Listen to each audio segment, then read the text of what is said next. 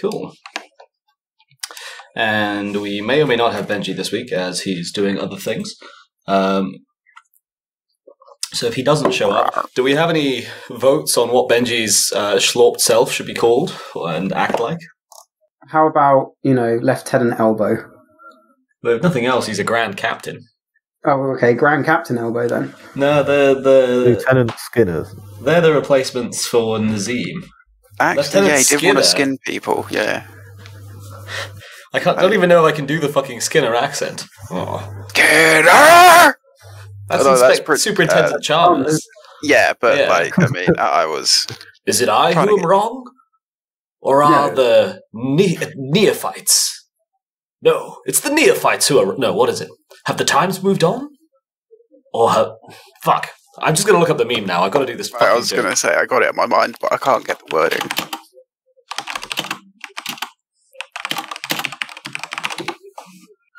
Ah, there we go. Am I out of touch? No. It's the neophytes who are wrong. All right. Grand Superintendent. God, what is Skinner's actual title? Because it's Superintendent Chalmers. Skinner is... Principal. Okay, so Principal Captain Skinner. Doesn't that mean he's the captain he's the first among equals then? No, that'll be the first captain. Principal does also mean first, but they've kind of reached this weird and wacky, wonderful stage of the Great Crusade where Space Marines have ridiculous authority, and they're just kind of giving themselves different titles. So you've seen my title, right? Yeah, I mean, we've all done it. Yeah. That bastard guys. Let's see, what was I again? Oh, yeah, Grand Apothecary and Primus. Oh. That is Magos Obsidia. Which is good, because the only alternative that I had, and I'm glad Creed suggested Skinner, would have been Zoya, because it rhymes with Coayah. And Zoya is a very different character to Coayah. A little bit. Or actually, in some ways, very similar. In many ways, very not. But I don't think... they do feel I think I love the planning. But one's a chaotic type of planning, and one's a very organized type of planning. Well, if nothing else, I've never seen Coayah try to bang a robot. Yeah, true. Or indeed any other player character. There is yet time. Whereas, what's it called? Zoya holds the record, I believe. I think I was the one who initiated. Well, my robot character was the one who initiated, I think. Oh, so it was a robot player character. Oh, you were.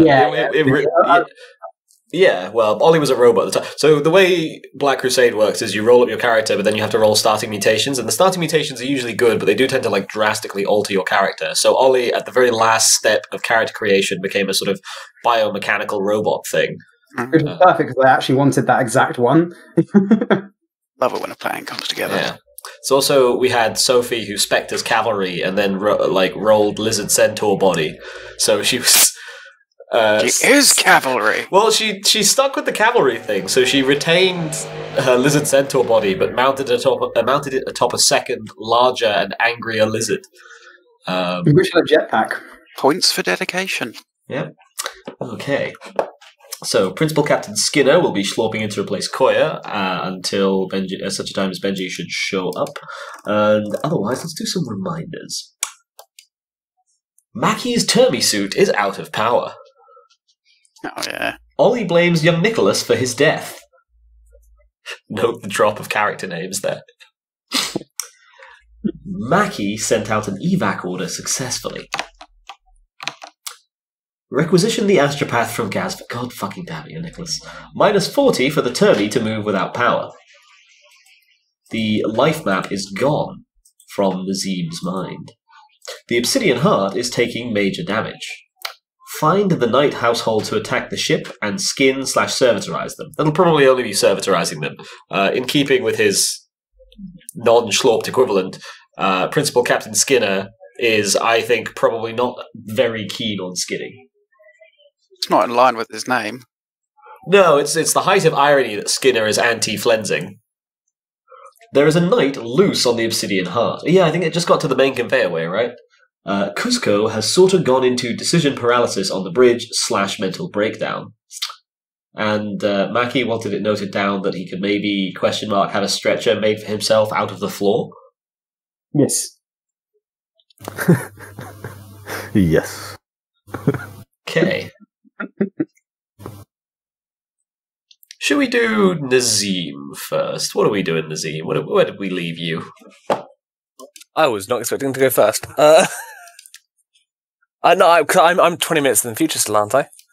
It's true, you are. So we can do Ollie's thing for a bit first, and then we'll come back to you. Yeah, that works for me. Where did we actually leave you? You were just leaving your last point, right? We just cut through that final tendon. Yeah. Oh, yeah. We hadn't done anything after that, right?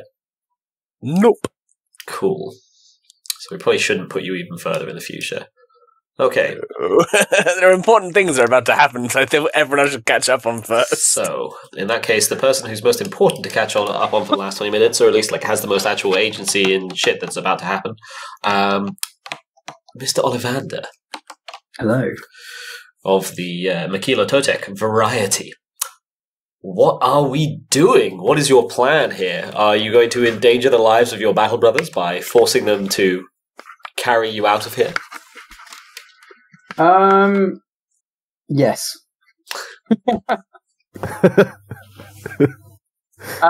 So I did look up the rules, and I couldn't find any different rules for termi suits. It's just a flat minus 40, and your base movement is reduced to 1 when you're in an unpowered suit.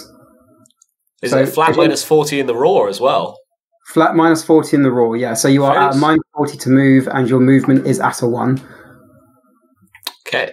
It's a minus 40 for any strength and agility-based tests, I think. Is the actual. So arguably it should be more for Cataphracti Terminator armor, but we're going to, in the interest of playability, leave it at 40. Okay. I mean, do I know how many meters I've got to... You were right in the guts of the ship, so lots.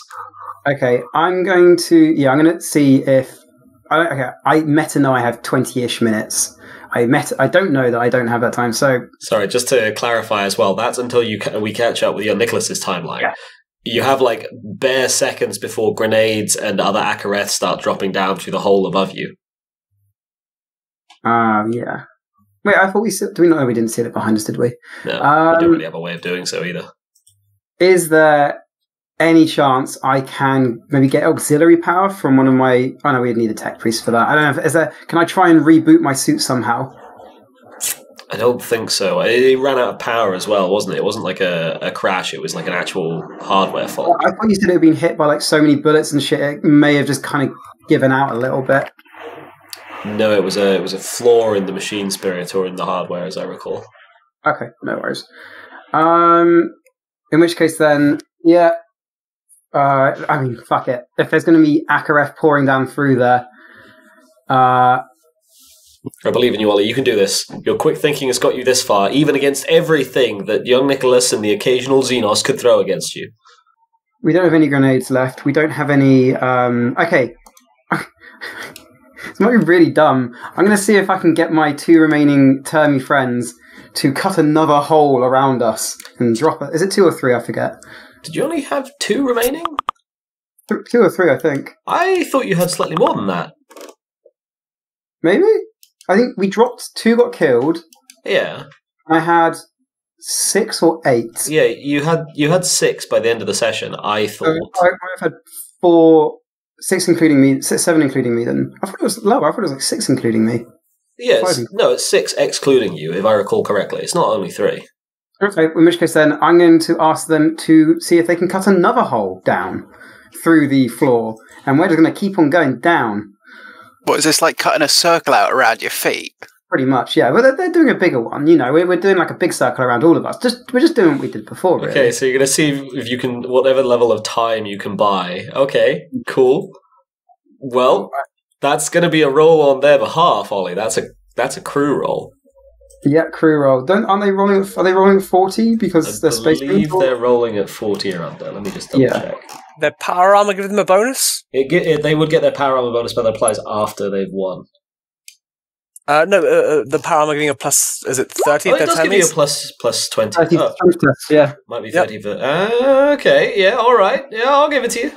So it's a strength check at net force of habit. Net plus 30. Net plus 30, so 70 or under. Let me just change my name. I love your Nicholas's stopped clock moments. 4 degrees. 4 degrees of success. Well, they're wearing Terminator armor. Don't they double their DOS? Yeah, that's 8 degrees of success. No, it's Termi, so it's triple, I think. So it's actually 12 degrees of success. That's a lot of DOS. Yeah. I thought your Nicholas was coming on webcam for a second then. Yeah, same. A rare but cherished incident. Sweet. 12 degrees of success. Nodding their assent to your muffled but urgent commands, your troops begin hacking away through the floor with their chain fists. They may not be much for delicate maneuvering, but they can sure as hell cut a speedy hole in the bulkhead around you and send you thudding down to the floor below. Now, fortunately for you, you're wearing Terminator armor, and it's therefore fairly well anchored. You're not really correcting your motion, but you're also not falling far enough that you have much of a chance to to spin to either side, and you're not generally going to wobble either, or not that much.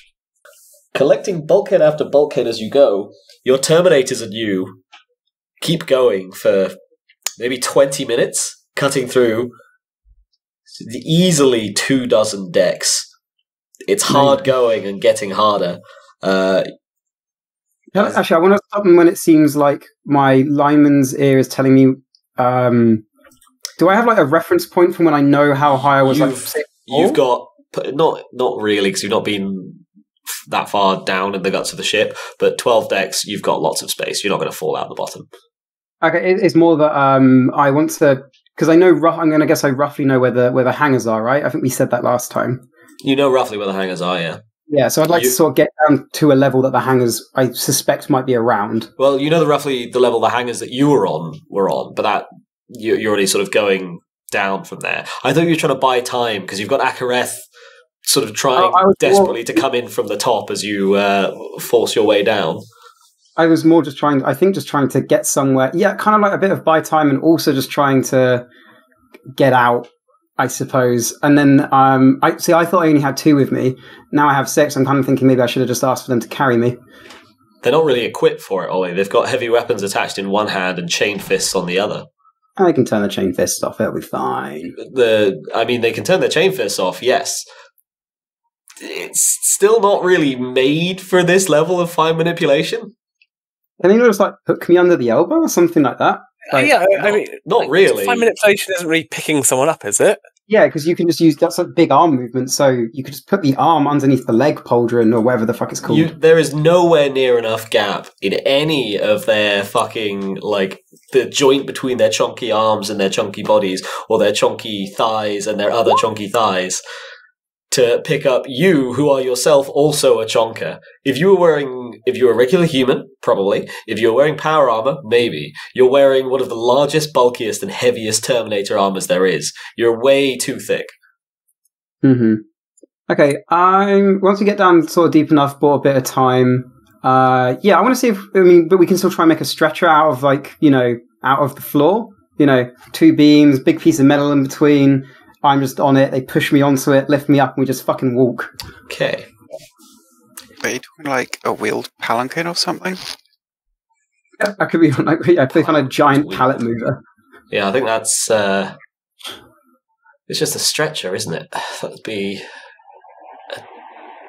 It's not even a daze, that's just a stretcher made out of metal. Yeah. Well, we'll see. However, it's been 20 minutes. As you cut through deck after deck after deck, trying to buy time from the wave of Akereth coming down from above you, and also as they start to swarm from the decks to either side, trying to have your men work you out towards where you process the hangars to roughly be, but realizing that you can't stay on any one of these decks, forced down, down, down, further and further into the guts of the ship to escape them. Only your heavy weapons...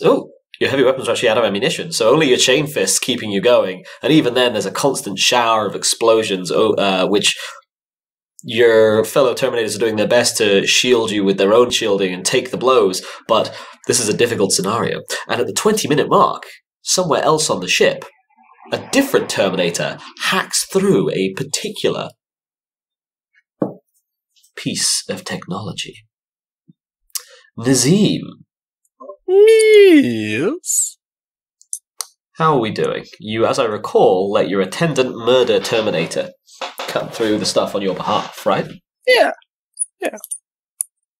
Almost at once, in the bare blink of an eye, only your superhuman senses allowing you to catch even the slightest hint of transition, the room you're in seems to just catch rust.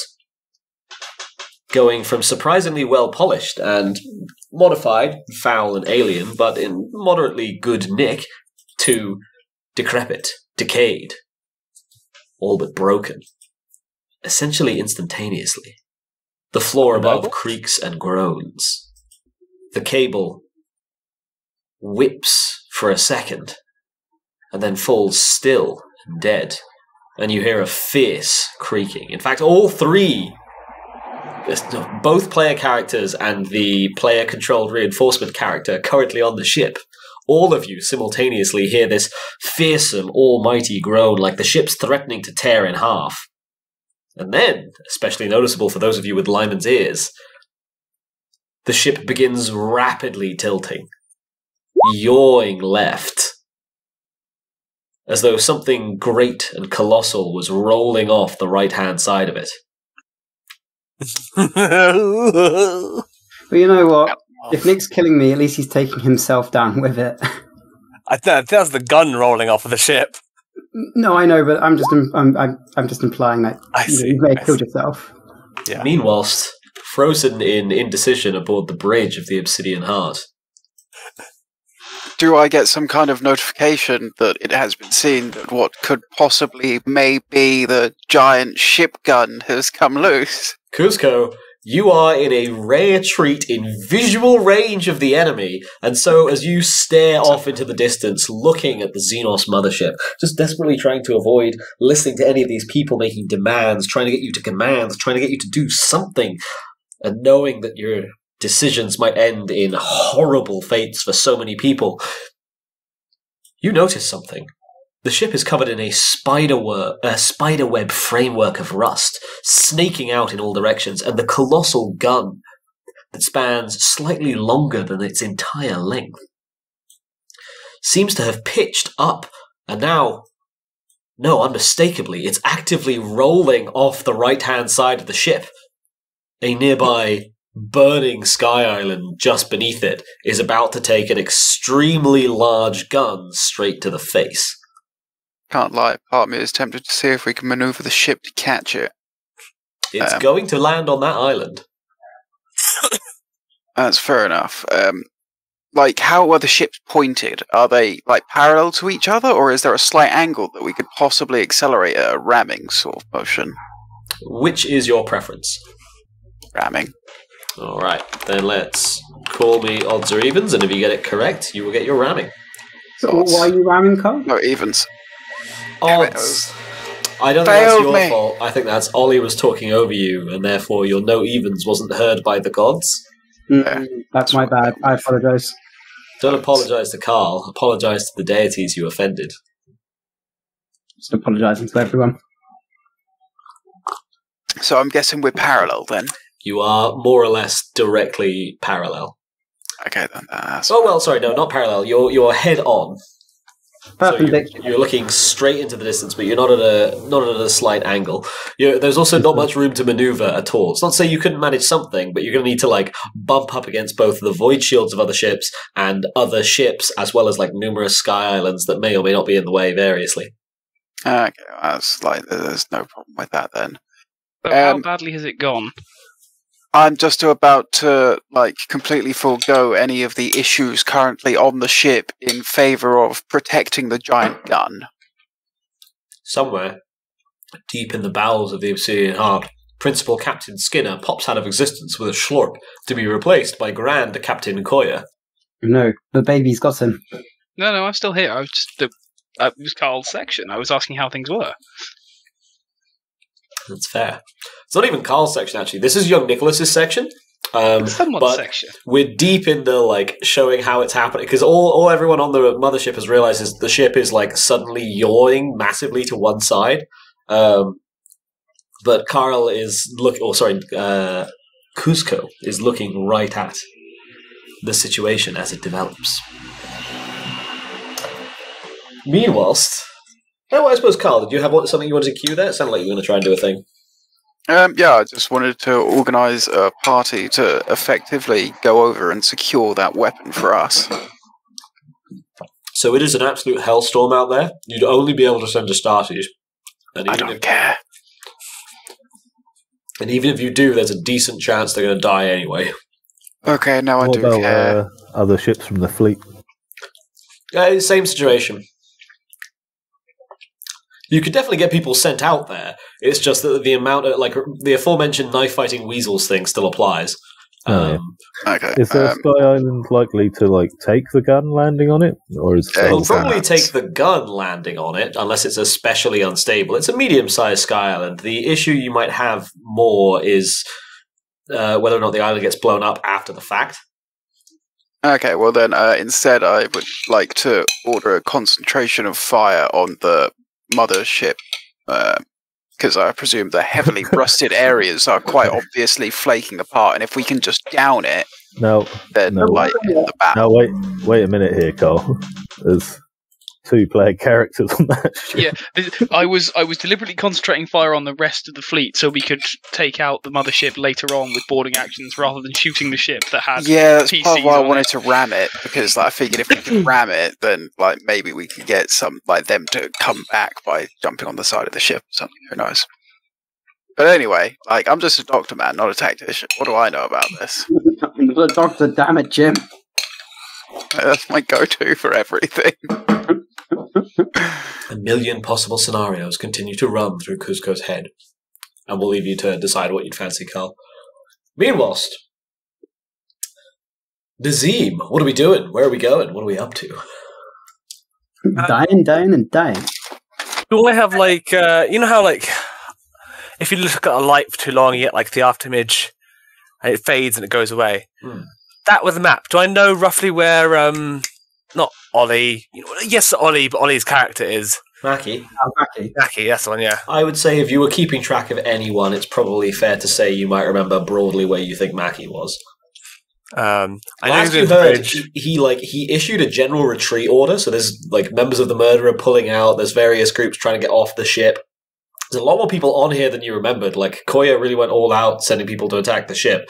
But, for whatever reason, Maccy's group doesn't seem to be making its way there. It's just going straight down. Or it was just going straight down when your life vision turned off. I thought there's something going wrong, so I'm going to try to navigate towards where I last saw him, and assuming he's going straight down, there'll be holes, or there'll be tracks or something, so going to his last known position, basically. So you're going to go try and link up with Maccy. Yep. Aw. I'm going to bring my one member of the murder with me as well. You've only got one member of the murder? Yes, only one followed me. Only one followed him. Oh, right. Everyone else sort of scattered to the winds. The saner ones are starting to pull out at this point, or try to. Everyone pulls out if they're sane. The Because you know Benji had a kid. Damn it, Carl. Really, I'm most disappointed in Ollie for laughing at it. It was so bad. Point being, yes, the saner ones are starting to pull out. Like anyone who's got an ounce of "I don't want to die here and now" is trying to work their way towards the hangars.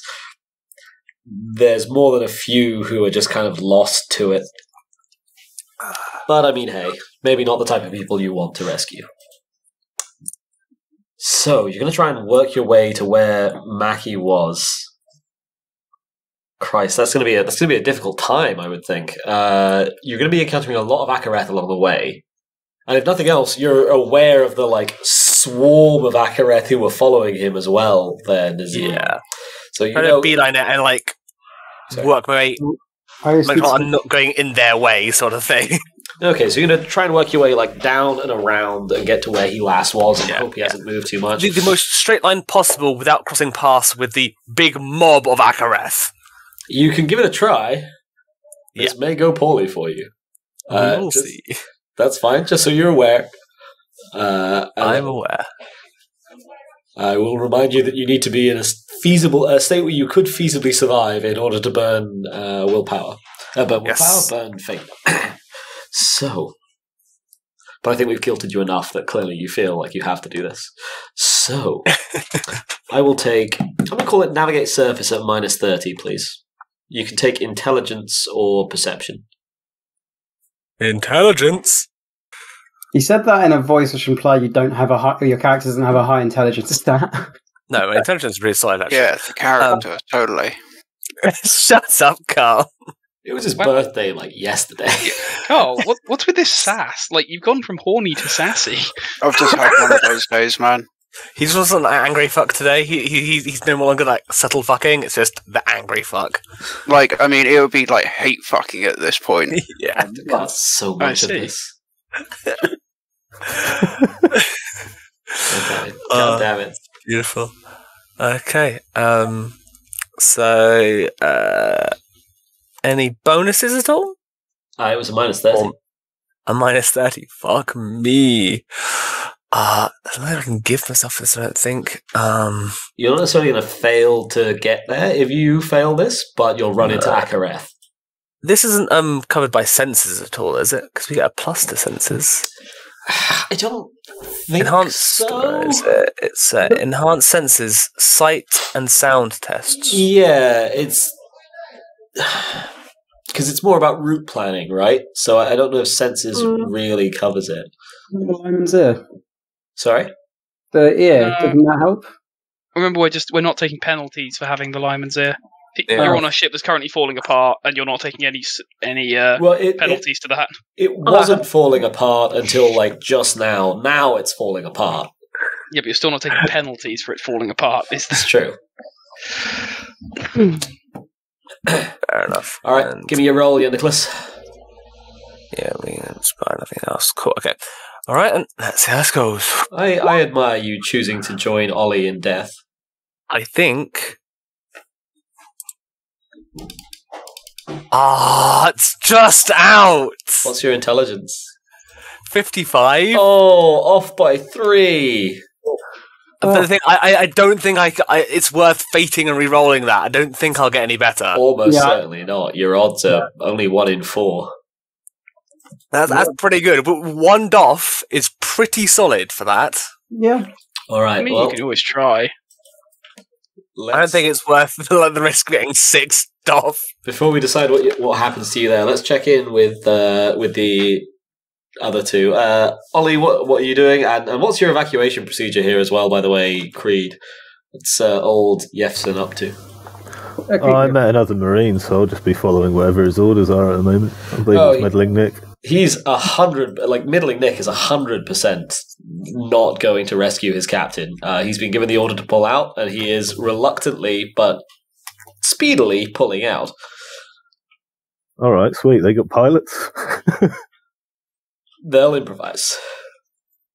Alright, I guess I'll just follow with them, support them best I can. Tell my boy to fill up some more grenades in that box if he sees any. Just in case.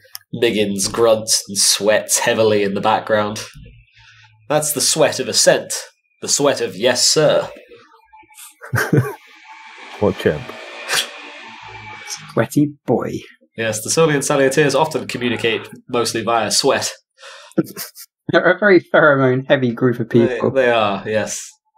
Strange abhuman breed. So... Cool. It sounds like you're pretty sorted, honestly. You've got a load of space marines, you're falling back towards whatever hangar bay you can find in good nick. So in that case, Ollie, what was your plan? We're going to make the stretcher now. Okay. I'm just going to be like, if you find 2 big beams with a large piece of metal in between it, you chainsaw that bitch up into a smaller, more manageable section, and you carry me like the goddamn heroes you are. This is all extremely muffled through the open ventilation bits in your helmet. Not to mention the ongoing chain fists and running, I'd say gun battles, but at this point only the Akareth have guns. You're completely out of munitions, all of you. It's more to make myself feel better, I think, at this point. No, you're also giving them instruction, and they're trained Marines. They're about able to make it out as best they can. You also give what limited hand gestures you're able to using the fingers on your suit. I do that. Was it the thing from Terminator 1, where it's just a very slow, or Terminator 2, it's the very slow thumbs up. God damn it. Well, you get chapter battle signs as a standard language, remember? So you already have a code language you can speak with them non-verbally. So, cool. It sounds like you're probably going to end up with 4 termies on the defensive after they get you as far away from the hole as they possibly can, and then the other 2 desperately trying to hook up resources. This is also very dangerous because these are all going to be crew rolls, so they don't have fate. So I will take a crew roll for the crafting a thing. I'm going to call... Sorry?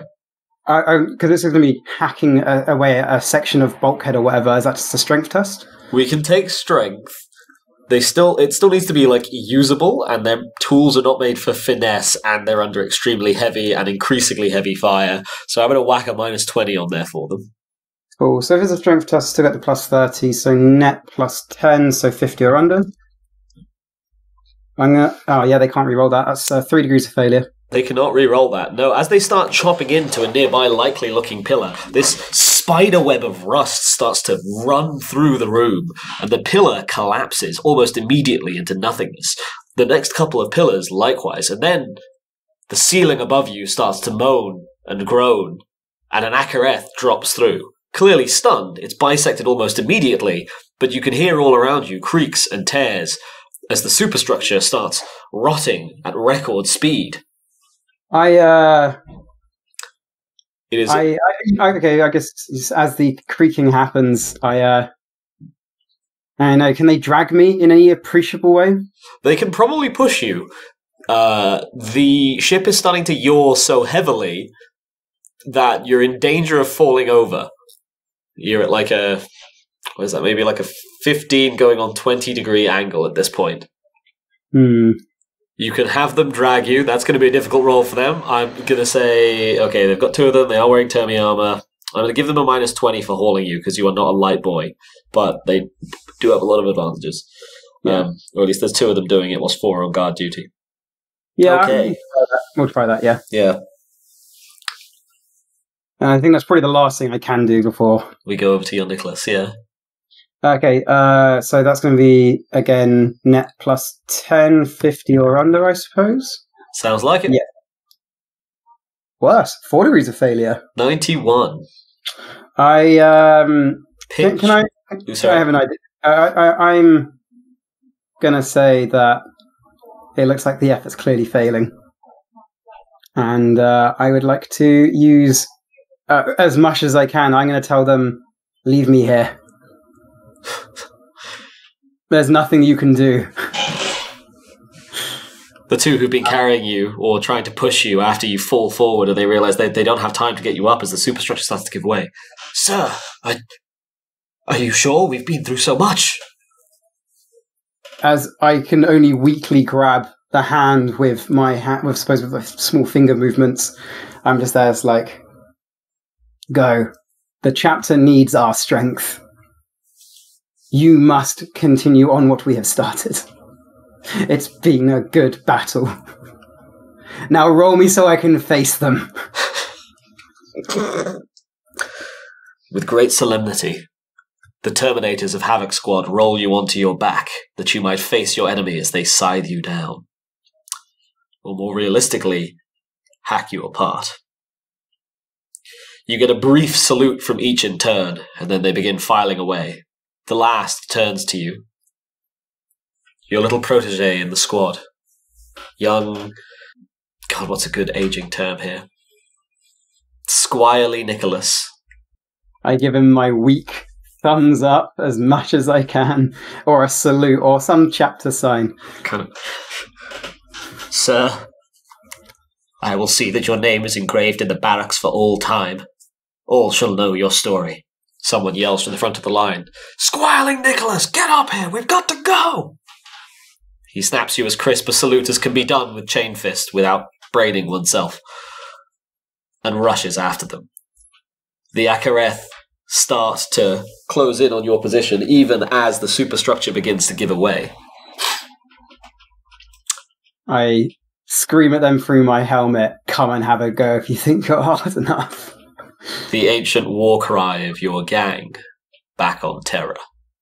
So, we'll get over to young Nicholas and the consequences of his wand-off. But first, where did we leave? Kuzco or Coayah? Who of you would like to go first? Now you go for it. It depends what, because I'm just trying to deal with the fallout of Manabi Virith having fucked up Royal. Yeah, if I recall correctly, you had just won and the ship is now venting atmosphere. Yeah, it's venting atmosphere from like one hull. You blew up one of the munition, or you lost one of the munition holds. It's not good, but right back. It's a void ship. It takes like macro cannon shells to the side sometimes. If nothing else, you can always seal off the primary hangar in an emergency, which is much less than ideal, but the ship itself is not in danger of choking to death any time in the next in the immediate future, unless it takes more extreme damage. The one that's subject, I believe your reminders mostly consisted of wanting to skin Manabi Virith. Yes, that is going to be my first thing, was to send off either a message or a helpful nearby serf to bring me a melter gun and as much melter gun ammunition as I can possibly have. Related to that, there is a knight, a single hover knight, loose in the main conveyorway. It's a sentence you don't hear every day. Or rather, yes, I also gave orders to have it disabled, I think, so I could rip the pilot out and deal with them later. I don't recall that. Would you care to refresh me on what these orders were, and also how people are supposed to disable it? Blow its legs and arms and legs off. It doesn't have legs, it's a hover knight. Well, disable its primary modes of transportation and weapons without destroying the main cab. Fair. Okay, really leading on the high-level commands there. I mean, fair enough, people should be able to figure it out for themselves, but that's one hell of a figure it out for yourself. Cool. I mean, I would have been explicit, like, disable it. Yeah, no, I'm not saying, you're not saying disable it. It's like, how are the ratings, the armsmen supposed to do that? They're generally issued with, like, tactical shotguns, and sometimes grenades. I guess it's on the main conveyorway. Oh, I was going to say they could ram it with vehicles, but it's a hover knight, so that's going to be difficult. I'm trying to think how they could deal with this. It's a conveyorway. Surely there's, like, large cargo things. Well, it's a hover knight, right? Yes, it is a hover knight, and yes, you would have, like, large cargo things. So like, presumably our conveyorway is not hugely large in terms of its verticality that it could reach. So the best way to do it would not be to throw grenades directly at it, would be to throw grenades under it so they would detonate inside its engine stream. Okay. Well, it's not a small corridor for the record. It's like it's a spinal conveyorway on a fairly large ship, which means if you imagine like the central vault of a cathedral, but not that tall, like quite tall without being that tall. So I'm not saying it wouldn't work. What was your pitch, Ollie? Well, presumably as it's conveyorway, presumably it has a way of conveying goods down it. Why not send a very large cargo, like a very heavy large cargo crate down it at speed, potentially on all tracks? Because I presume it's not just one singular track. There's probably multiple ones. So as a guess. It would have multiple lanes. At the very least, you need like a left and a right so people can go in both ways at the same time. But it's probably also got like some pedestrian ways and then multi-lanes. So you want to coordinate a truck slam on it. And I guess you can throw grenades as well, like have armsmen suicide grenades at it. I reckon you could just probably attach explosives to the very heavy, cargo crates as well, maybe. Might cause an issue if they detonate preemptively. Don't we have destination experts on hand? I mean, it's not that you don't, it's that the knight also has guns. Yes, that's a good point. And if you, blow up a giant truck on your conveyor way, you're going to have issues moving goods, not least because you've now lost the truck, but it's also like blown up and in the way. Yeah. Okay. My pitch is then just keep throwing very large, heavy crates at it and see what happens. Okay, so you want to lob freighters at In any it case, from both so directions, and also the grenades. Sorry, Ollie. the night is a problem.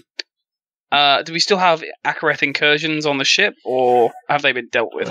Let's see. The munition hold situation dealt with itself. You dealt with the issue in, I believe it was macro cannon D, and you've done sorted the issues in the plasma drive. There's like maybe some stragglers in the plasma drive, and I think the macro cannon, but nothing the armsman can't handle at this point. You have no other major incursions onto the ship. In which case, I'm going to go hunt that knight down myself. Oh, imagine. Surf, bring me more melter guns. Did we TPK because of this? I'm sorry, you're not going to TPK. If nothing else, Carl will be able to get out just fine. And Cread isn't even in system. Well, I'm taking Creed's player character to be the guy on the ship with us right now. That is a reinforcement character. It's technically an NPC. Cool. Okay. Yeah. Are you even on the same side as where's the Astartes barracks? Yes. Even the barracks aren't that far away, and neither are there surviving munitions holds. So name however many melters you want, Benji. You're I'm going to have a squad of 5 serfs just carrying as many melter guns as they can behind me, plus ammo. Are you wearing your heavy Termi armor right now? I'm going to wear my artificer armor. Yeah, he's been in his artificer the whole time, I believe. Yeah. So you can probably wield a heavy melter then. It's two-handed if he wants a multi-melter. They do a ludicrous amount of damage and they're like 24 pen. I know we don't do that now, but I think if there's a time it's going to count, it will be against like a knight or something. Yeah. And melter also does double pen at close range as well. Yeah. I would say get yourself that multi-melter. I'm just going to bring all the melter. My lord, how many melter do you want? All of them? Inclusive, yes. Okay, yeah. No one's willing to argue with the Grand Captain as his eye plates twitch feverishly with rage and bloodlust. Everyone desperately, like, fingers crossed, thumbs held. Don't join the murder, don't join the murder, don't join the murder. Getting real tempting. You're going to skin me a knight. Alright, we're going to say, Ollie, you can roll the freight run, even though you're not there. So I'll take a crew roll from yourself, please, 40 or under. See how that goes. 13. That's not bad. And a speedy crew roll as well for your grenade plan, please, Benji. So we'll see like in what nick the night is by the time you all get there. Not well. Well, the grenade plan doesn't go well. The grenade plan does not go well. Like, the problem is the knight has really big guns and keeps blowing people up, so they're having trouble getting people close enough. However, fortunately, the amount of grenades getting prematurely detonated does clear a good deal of the wreckage off of the conveyor way, even if it thoroughly pockmarks the shit out of it, which provides ample room for the double large freighting trucks to be sent on their suicide run. One equipped with a servitor that was thankfully available and just about suitable, and the other one equipped with an armsman who's been told that his family will be given the greatest possible pension. And a promotion from battery duty all the way up to dealing with matters in the library, which is reputedly much easier if surprisingly heavy. Dealing with matters that take them exclusively away from the murder. The murder don't tend to go to the library, I don't think. That's what I mean. Yeah, fair. Or I suppose they didn't. Skins. That's what they read. It's just a pop-up book of chainfists. God. Various animals being skinned by them. So, Coayah, popping in your buggy, attended by a train of other smaller buggies, you speed away from the plasma drive and up to the lift plat that takes you up to the main conveyorway, met on the way by a flurry of serfs carrying between them 2 2.5 dozen melter guns plus assorted ammunition, each one of them piled into their own smaller buggies and crammed onto the lift plat. As you arrive on the main conveyorway, you're in turn met by whatever buggies can be got out with guns and munitions from the Astartes' backs. Another 2.5 dozen or so melter guns plus ammunition. You have fuck knows how many flasks of melter fuel and something like 50 melter guns, plus assorted, terrified fucking chapter serfs, ratings from the surviving munitions holds, and I suppose whatever tactical marines you've chosen to take with you on this potentially suicidal but noble crusade. In the distance, you hear 2 mighty booms. And looking down the end of the conveyorway, you can see nothing but... Sorry, I meant to ask for something before. When I was asking for the melter guns. I would also want a jump pack. Yeah, the Astartes barracks is in range. You can get a jump pack sorted. Excellent. The Coming onto my ship with your jump pack bullshit. The head... You can fucking tackle it, mono. The head Magos out in charge of... You know what? Fair.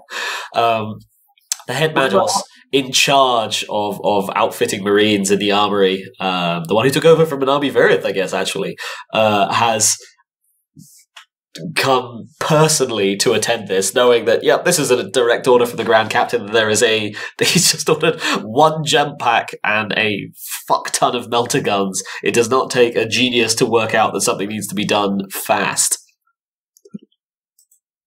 You're able Which to be... one was Manabi Virith, the one who hated us, but we managed to get over to his side, but he's dead now because the knight got him? He hated you... He's going to die because I'm going to shoot him in the face with a melter gun. Why are we shooting him in the face with a melter gun? Because he blew up my ship!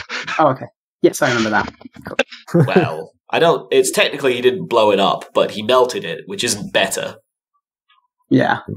It's just worse in different... It's as bad in different ways. Engaging Coatlmox, the next leader of the Mechanicum on board. My sole question for this person who I'm going to appoint as leader of the Mechanicum on board is going to be, are you going to damage the ship by doing stupid things rather than deploying the weaponry I ask you to deploy? Of course not, brother. Excellent, you are now Chief of Mechanicum. I don't think the Mechanicum would accept a tech Marine as head of the Mechanicum on your expedition. They would insist on an adjutant. Then I'll have them moved to be next to the murders barrack. It's alright, I can probably sort out someone good. I got a thing going, don't worry about it. Dear. Okay. You are positioned at... So you hear this almighty bang, and looking down, you can see nothing but smoke and fire and wreckage, and hear the screams echoing up and down the corridor. Even the advanced auto sensors of your helmet are still having trouble picking out anything but the most basic thermal imaging of the night. It seems to be moving sluggishly. It's unclear if it was directly hit by one of the trucks or not, but it's still jetting around down there, if oddly, as though it's having trouble staying afloat. Right, in which case I'm going to take a melter gun in one hand and my spear in the other, having strapped on my jump pack, and I'm going to go in there and I'm going to fuck it up. Okay, let me just work out how many meters you've got to travel here. Are you jumping out of the buggy as it's moving and jetpacking into it as you have your cohort of buggies around you, presumably in some sort of arrowhead formation, also behind you, about to melter it out of existence? Into the space that you will also be occupying. I think that's probably a bit much wreckage. I don't know if they can actually fire the melters. They're Space Marine melters. They're a bit big. They can fire them, but badly. It's going to be a -20 for any of them trying. Yeah, I ain't going to let them do it. Sorry, and that's assuming they're trained in melter, which most of them won't be. So that'd be a net, more -40. guns for you then, rather than them fire. I get you now. I get you. It's a refill station. Okay, so you want to pull them up to a safe-ish distance. So there's going to be less arrowhead and more long arms convoy. Melter ammunition is not explosive, even when set off. So that it's not good for you, but it's not explosive in the same way that plasma is. So you probably are going to hopefully do okay with this. All right, I will take a speedy drive check to see how fast and how well you get down there. It's a conveyaway, so I'll give you a +20, even if it's got a lot of wreckage and destruction on it. You have 3 kilometers to travel, by my rough guesstimate, give or take like half a kilometer. I did put points in that. Excellent. You're a tactical marine. I believe you get it at stand. Yeah, but I took it as well. Ah, fair. That is 2 degrees of success. 2 degrees of success. Coayah, you kick your buggy into overdrive. Is there anyone else in the buggy, in your buggy specifically with you, or is it just you and like a stack of melter guns? I mean, For some probably reason, just a stack of melter guns. the only company one needs really in a buggy. Hold on a sec, let me just... need to look Theoretically, you could probably have a fair few melter guns attached to you, right? Like, at least, I would have thought, like, 3 or 4. Not super usefully, honestly. It's like if you strap a load of swords under your armpits when you're wearing knightly armor, it's more of a hindrance. They're also kind of hard to fucking reload. Like a bolt pistol / storm bolter, you can slam bolts in the side, Yeah, exactly. but a melter flask, you kind of don't want to do Yeah, that. yeah. So if you have multiple pistols, you don't even have to bother reloading. I think his plan is to like pistolier it. Basically, he's going to go in, use up every shred of ammunition he can, return to his refueling station or a different one if that gets blown up, and then pick up fresh guns and go right back in again. Yeah, it's pirate tactics.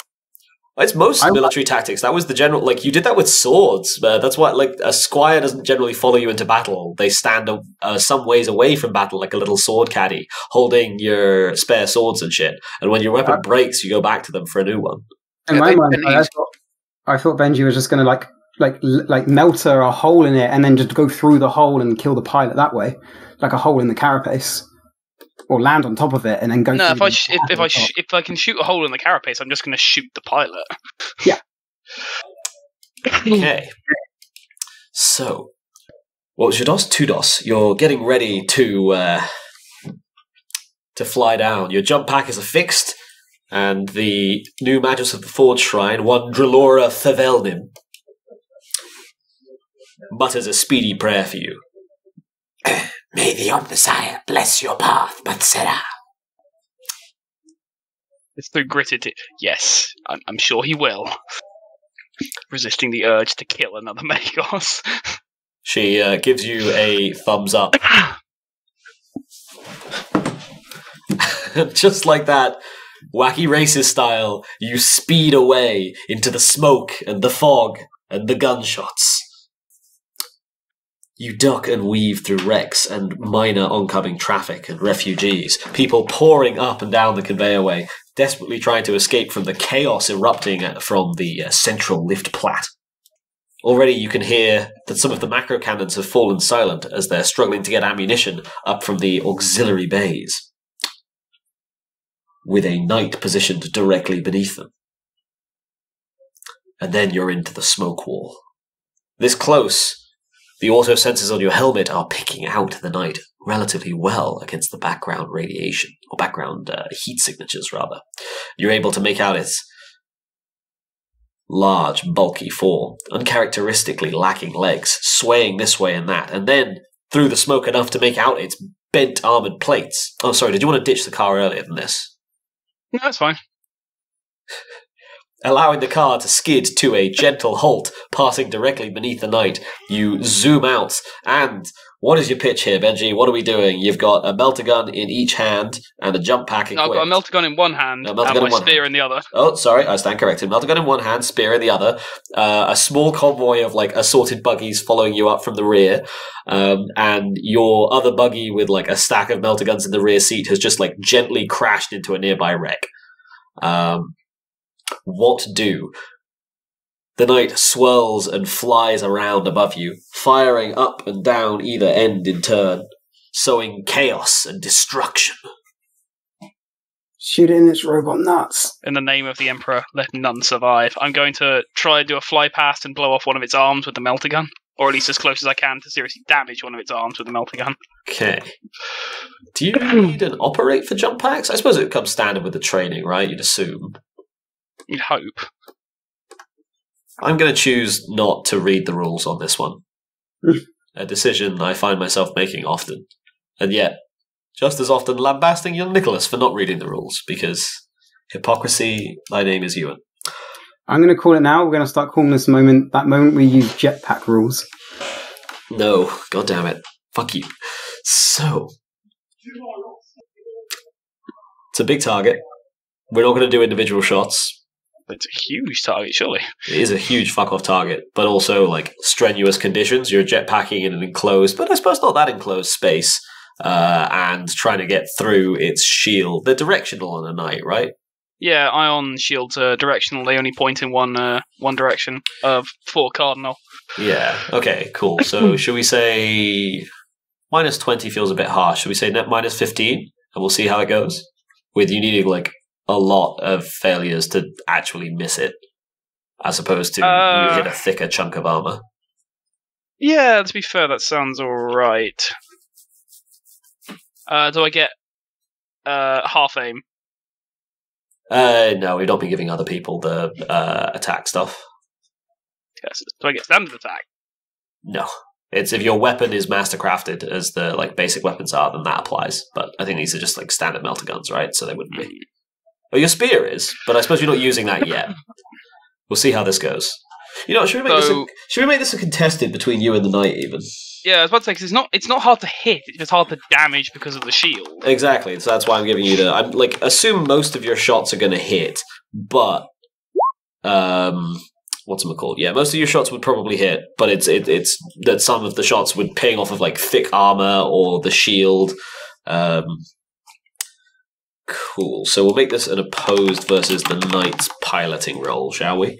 And you can either roll your ballistic skill or your weapon skill. All right. No, should it be ballistic skill or weapon skill only if I was charging it in melee? Yeah, which if I knew more about the knights, I would totally do because ion shields don't work on melee weapons. Okay, so here's what we'll say. But I don't know that. First to 10. Failures don't cancel. Failures don't put you below 0, but they can take you down. And if you get it to like 5 degrees or above, you've slagged off enough armor that you can use your weapon skill and your mastercrafted spear. Does that sound? And you're rolling at ballistic skill initially at minus 15, and then after that it'd be like just flat weapon skill. Does that sound reasonable?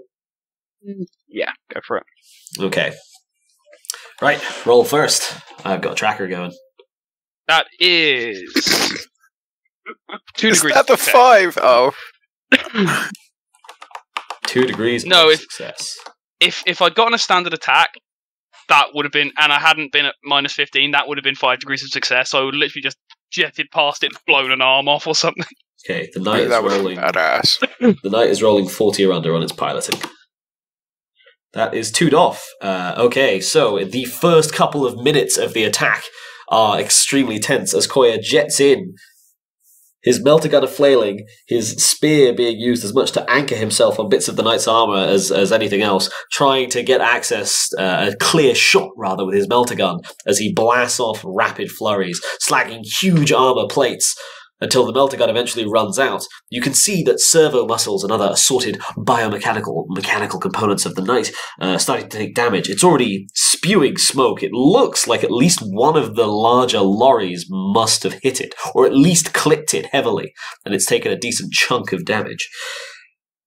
Your melter gun runs out, and you return for another. All right, next roll. Right, are we doing weapon skill now, or are we doing... It's weapon skill when you get to 5 or over. 5 degrees of success or over. Okay. Well, you can choose to switch to weapon skill. That is 1 degree of success. Holy shit. Oh, wait, you're not the minus 15 anymore, though? No, he is at the minus 15. Oh, he is. Minus 15 on his ballistic skill, but his weapon skill isn't at the minus 15. Because the ballistic skill is him like jetting around in a jump pack with thick smoke and a melter gun, desperately trying to shoot at vulnerable bits. Yeah. Whereas the weapon skill will be like him with his spear going, I have slagged the vulnerable bits. Stab! Stab! Could have caught myself a power fist or a thunder hammer, but I'm not a cheating bastard.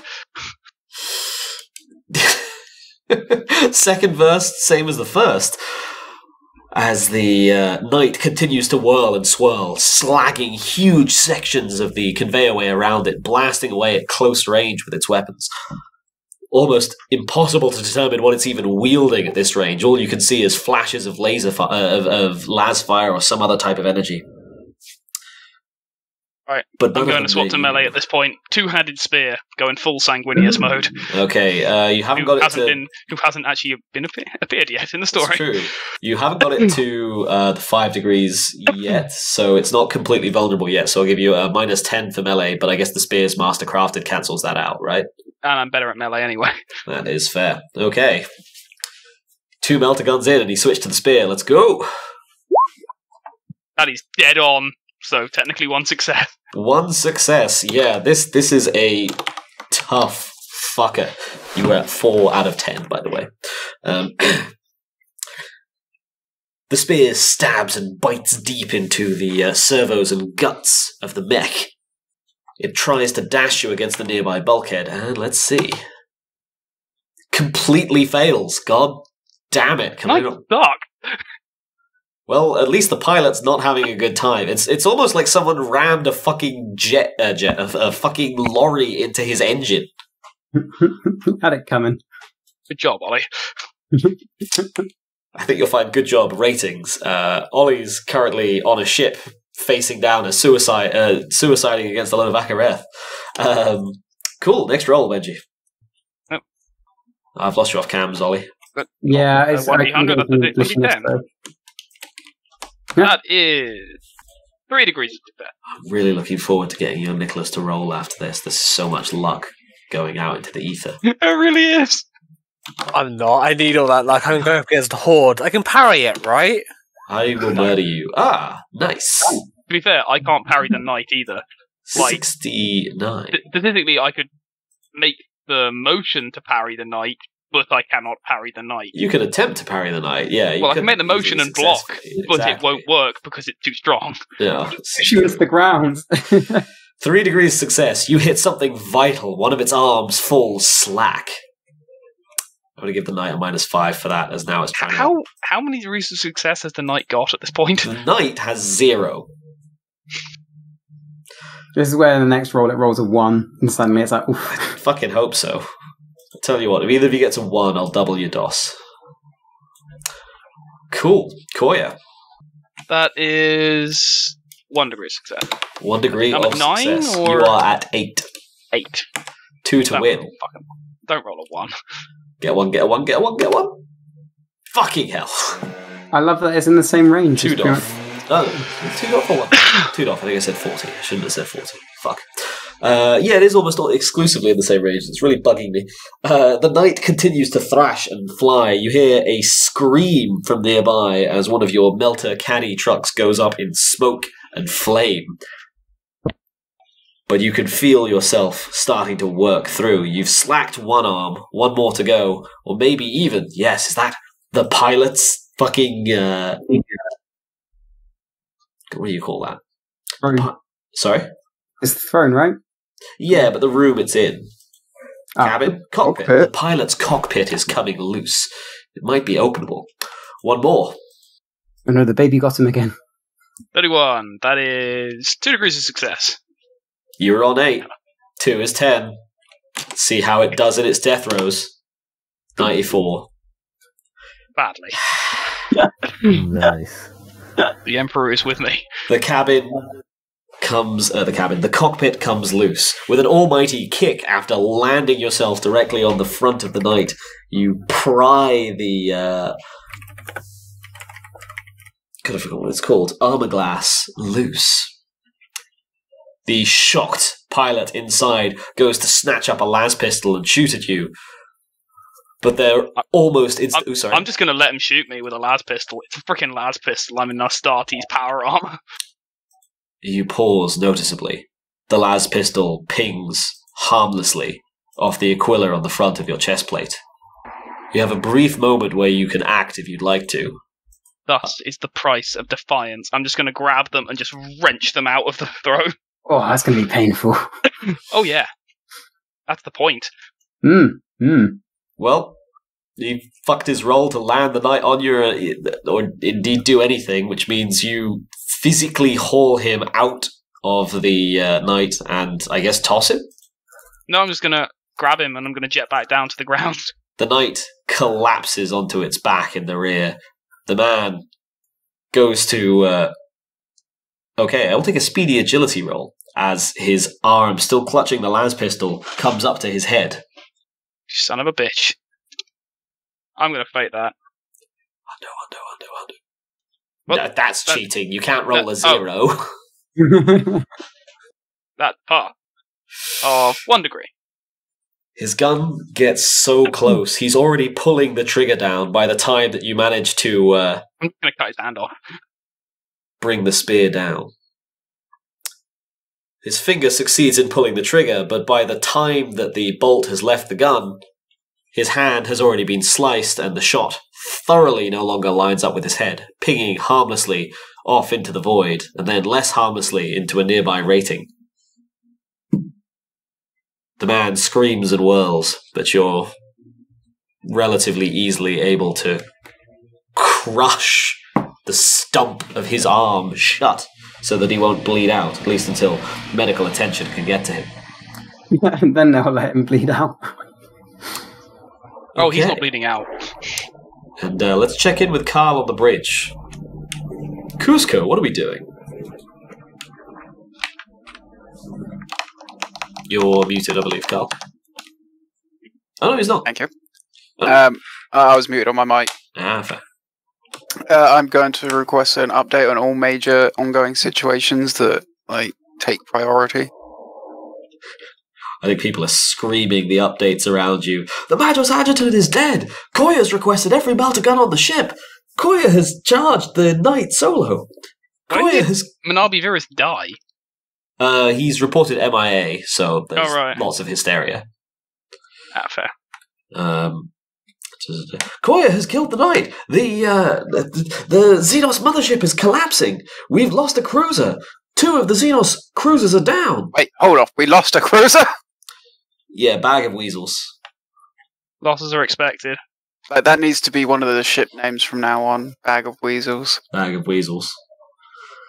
Yes, I for one love this great pranky version of the bag of holding. Simply by putting infinite weasels inside the bag, you can make your bag of holding so much more fun for use at parties. The bag of weasels. It's like those snake popper things, those pranks Exactly. Instead. But with weasels. There's not many things that can't be improved by a bag full of weasels. Yeah, so you've lost one of your cruisers. 2, 3, 4 more, it's difficult to tell, are reporting heavy damage of various types. Your destroyers are taking a beating. The Akareth are going through just as much as you. One of your destroyers has been successfully boarded, and you've lost contact, but it's at least some of its guns are firing on friendly, so it's unclear what's happening there. Maybe there are still crew on board, maybe not, but the Akareth are starting to take control of it. A general evacuation order has been issued from the Xenos mothership, and it seems to be either shattering or currently undergoing major structural problems internally. What do, Kuzco? If anything, you can continue to freeze up if you'd like. I just wanted to check in and see what you fancied. Part of me is going to... I say non-committally, but you know that sort of you say it, but it sounds like a question. Take down the traitorous ship, have the flotilla fire upon them, and at least cripple the guns. They probably won't break the cordon. Remember, I left all of our escorts up above the clouds. They don't seem to be even trying. They're fighting you tooth and nail down here. At least for the now. Yeah, I'll take a ballistic skill check, please, Carl. Or, well, I guess it depends how involved you want to be with that. If you want it to be like an isolated command to get people to just leave you alone, that's also fair. In that case, I won't make you roll... Well, in that case, I guess it would be a crew ballistics. Nah, I'll do it to make it look like I'm doing something. Yeah, that's fair. You know that meme where it's like passing the sweat off the forehead and just 2 buttons? That's ultimately... Hey, unless there are any modifiers, 2 degrees of success. That is fair. Oh, I just realised Benji should have won his stuff earlier because he got past 5 DOS.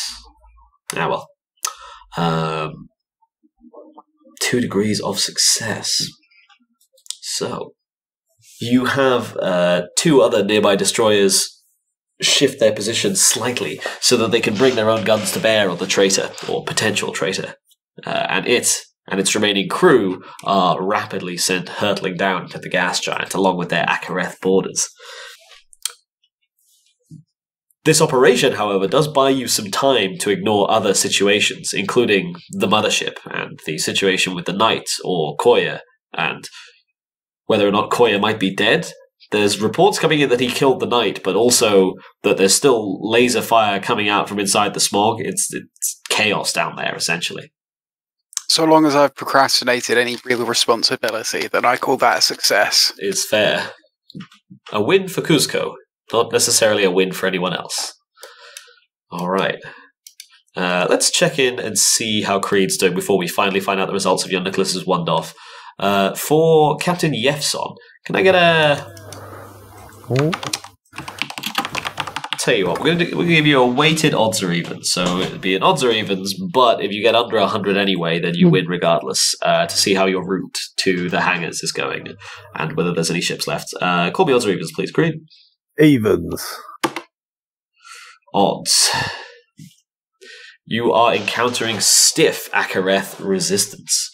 How many troops you got left with you? You got 7, right? No, 4 now. Oh yeah, it's true, you took losses. Cool, I'll take a D4 and see how many people die. Come on, Miggins. The only Solian Salutaires left on the ship, with 3 fatalities there, are you and Miggins. Challenging Miggins, the boldest man. Everyone loves young Miggins, the crate hauler. What a guy. Your going towards the hangar bays is blocked by numerous Akareth parties. They seem fiercer, more willing to die, more desperate, and the strange alarms that you may or may not remember from last week continue to blare, putting out feelings of woe and torment and ever worsening darkness. It is only after a great while that you emerge into a hangar bay absolutely swarming with Akareth. The Space Marines simply break into a run for the closest ship. I will take a final agility test to see how you do.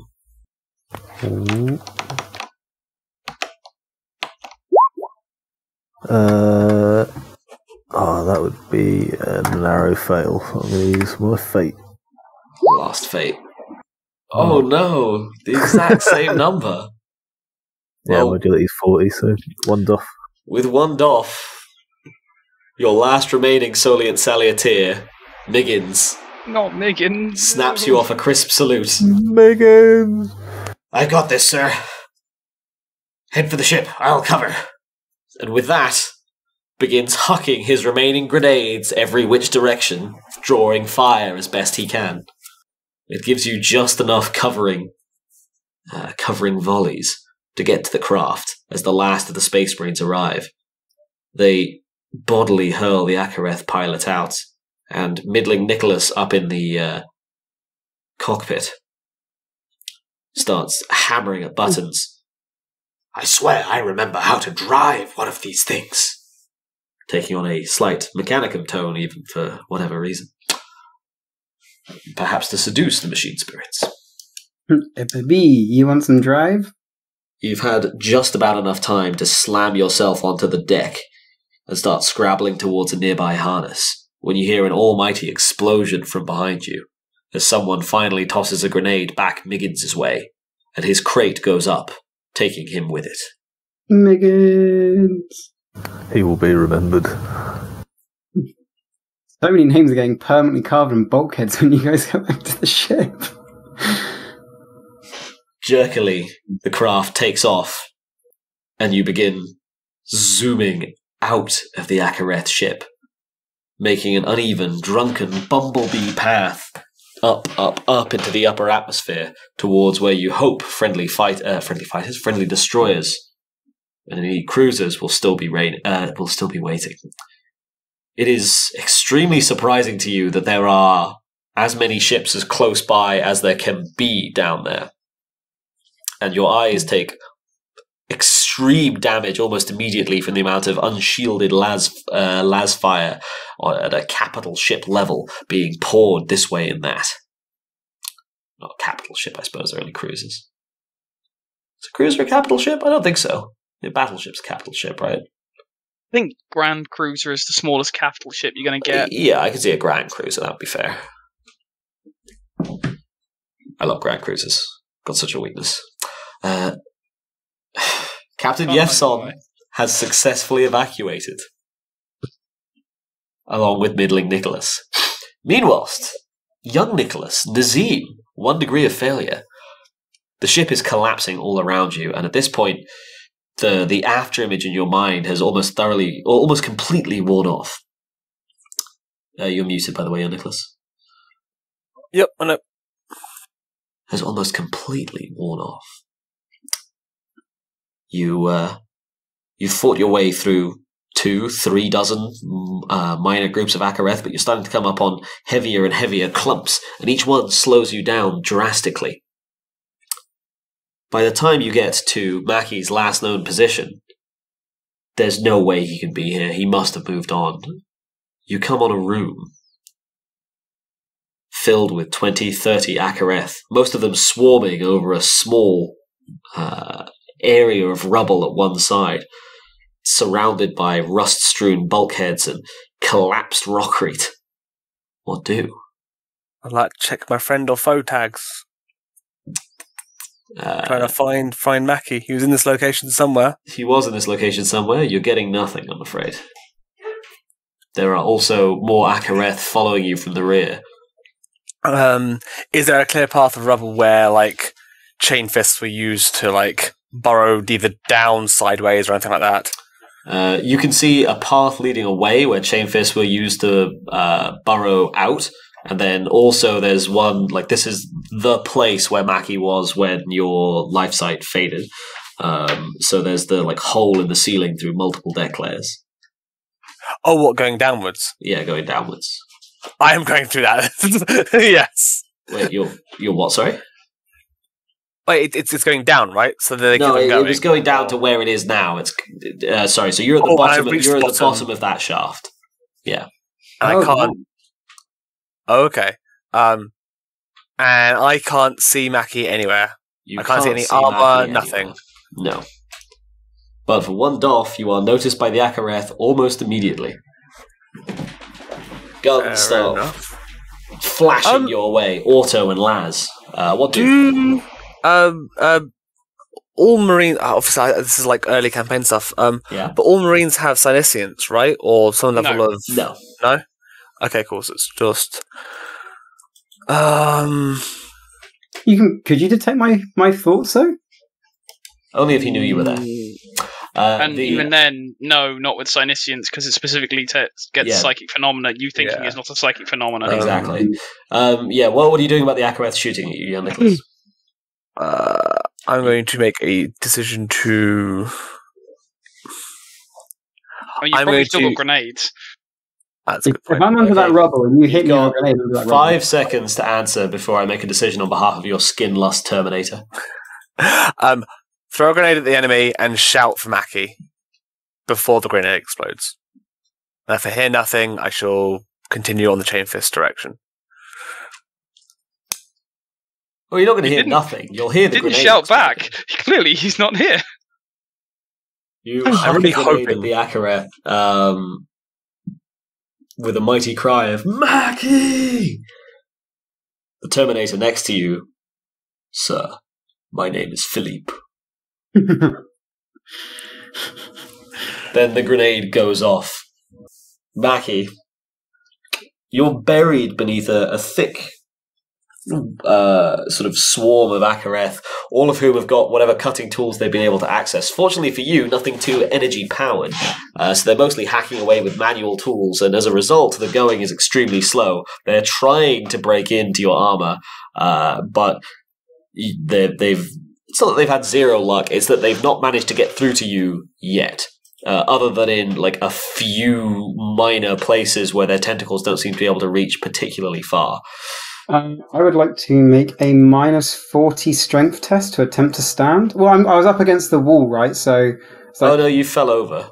I fell over. I rolled over though. So yeah, they rolled you onto your back. Yeah. Okay. I'm going to see if I can just make a -40 strength test to stand up. All right. And I think I don't get any bonuses because I think they're all power armor based. You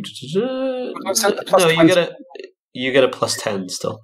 +10 awesome, okay. From your just inherent muscliness.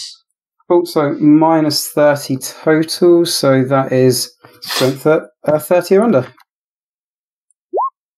Oof. One off. I have 1 fate point. Do you want to risk it here? Yeah, that's the thing. No, I don't want to risk it here. You're just about doing your best to stand up. One final burst of "I will not tolerate this Xenos filth. I will die standing." When you hear, of all things, someone boob your name, followed by just a barely audible sentence and and a following name of Phillippe, and then your world goes white as a grenade lands more or less directly on top of you. Seems kind of familiar. Damn you, grenade rules. I mean, you're in Terminator armor. You'll be fine. You are in Terminator armor, and I believe that would have been a frag. If it's a frag, that basically can't hurt you. Yeah. It's more the concussive shock on your dampeners being offline. Yeah, it's unpleasant for my brain meats. It's not great. Your vision sort of swims back a microsecond later, Akareth sloughing off for a brief moment, and you can see blurrily through your increasingly sweaty and scratched up eye plates. Is that goddamn Nazeem? Nazeem! He screams muffledly from within his Terminator suit. Cool. What the fuck is it going to be to yell loud? Command, I guess. Carouse? Corrals? I would take corrals. Corrals of a fellowship, please, Ollie. Over fellowship. That's toughness, of all things. I'm going to give you... Sorry? I mean... So you're going to give me something, what? I was going to say I'm going to give you a -10 because you also have to scream through the muffled helmet and the Akareth all around you, but you can do it with a fellowship if you prefer. My Terminators were able to hear me earlier over chainfists and such without me having to roll. But they get a bonus for auditory things. Because their stuff's powered. Yeah, to be fair, your Nicholas's armor is also powered. Okay. Yeah, alright, that's probably fair. Yeah, we won't add the malice on, and that'll, I guess, continue to represent young Nicholas's armor also being powered, or rather Nazeem's armor being powered. Well, you right with me doing it over toughness? Toughness fellowship, your preference. Cool. Okay, 50 or under. Yeah, no malice, 50 or under. Okay, I'm gonna re-roll. I'm gonna fate point this one. This is where I get a 1. Fuck. Screaming yourself hoarse, but your lungs are already just exhausted from screaming yourself hoarse at the Xenos filth swarming over you. You thought you were going to die here. You didn't think anyone was coming back for you. You wouldn't have completely expended all effort otherwise. Did you say though that the Akareth have now been sloughed off me? Some of them sloughed off of you, yeah. So we'll see. We'll see if fucking Nazeem notices you. So Nazeem, hopefully. Perception check, please. You are looking specifically for Maccy. I will give you a +20. Cool, and a +10 for my suit. Your auto sensors do indeed count. +30. Okay, baby. Does he get a further +20 for just being a space marine and thus having +20 to all auditory and sight-based tests? Is it +20 to it, is it? It's +20. Base, because we're space marines. I think it's you get +10 from your oh yeah, +10 from me, +10 from your right. armor and +10 from your orgs. Cool. So Benji's not wrong. It is base +50, unless you're not wearing your armor. No, I gave you a +20, didn't I? So it's net +40. Oh, +40, sorry. Because you wouldn't get to keep the old +10 as well as one fail, but I'm going to fate that. Did you fail by 1 there? That's so tragic. I failed by 3. Oof. The anti-squeak. Got him! It's, These are the story gods who are there just like make his heart pound. There we go. 7. So we're looking at 2 DOS. You lob the grenade, you yell Mackie's name, and you go to turn away. Your skin Terminator going to move with you, sad but aware that you need to get off the ship now. When something within you tugs, and you know that you should turn around. You almost fancy you can see a sort of rusty face on the opposite wall, with a rusty hand pointing behind you. And you do a double take, and there, amidst several dead Acareth, thoroughly camouflaged and previously utterly swarmed over, Macuiltotec, or at least what looks like his Terminator armor, scratched, destroyed, yet still gently twitching. The Acareth swarm after you. What do? You can also feel that the ship is now at like 20, 25 degree going on 30 angle. It is listing and starting to slide in one direction. What was the brother's name again? I've forgotten now. Fuck. The brother who's with you? Yeah. Phillippe. I knew I Phillippe, hated cover the me! And I'm just gonna run for Maccy. And I'm gonna go, I'm gonna like, just psychic power, like a hero. Like, what was that? Phillippe moves to cover you. That's going to be one rolling, slamming jump from the Termi. It's not a coordinated jump, but Phillippe barrels past you. Chainfist are flying and bowling balls himself into the mound of Acareth. With the off lean of the ship, he and a good deal of the Acareth attacking you go flying against the wall, where they collapse into a writhing... We're using this sack of weasels with knives metaphor a lot. I suppose it's simile by and large. But Like an octopi with knives? Sorry? I mean, these things are tentacly mushrooms. Probably more like octopuses with knives. Octopi? Yeah, there you go. So, octopi with knives, and also one armor-proof bulldog with a chain fist for a paw. It's breaking down at this point, but that wall is utter chaos. You're able to dispatch the couple of Acareth around you and approach Mackie's still twitching, not corpse. Nice. Yeah, I'm gonna charge at Maccy, pick him up and run, and I'm gonna... you can't just pick him up and run. That's a whole issue. He's in Terminator armor. I know, that's why I'm using Might of Heroes to increase my strength, just like... Yeah, it's not a question of being strong enough to do it, it's a question of it being awkward as balls to do it. Exactly. Remember we had this there were discussion girders earlier. around him, right? They'd collapsed to rust. That was his plan initially, but I don't know, someone rusted half the ship all to buggery. I don't know who that was. So there are no good girders left. Not really. Half the floor has been Drag you collapsing. by my hand if you need to. Yeah, can I just drag him? You can, if you're comfortable with it, you can try to drag him, yeah? You've probably not got that long, so you're risking both of your characters at this stage. Carrying him or dragging him, it's going to slow me down the same amount, right? No, carrying him would definitely slow you down markedly more. But it's okay. So I can just drag him and it'll be fine then.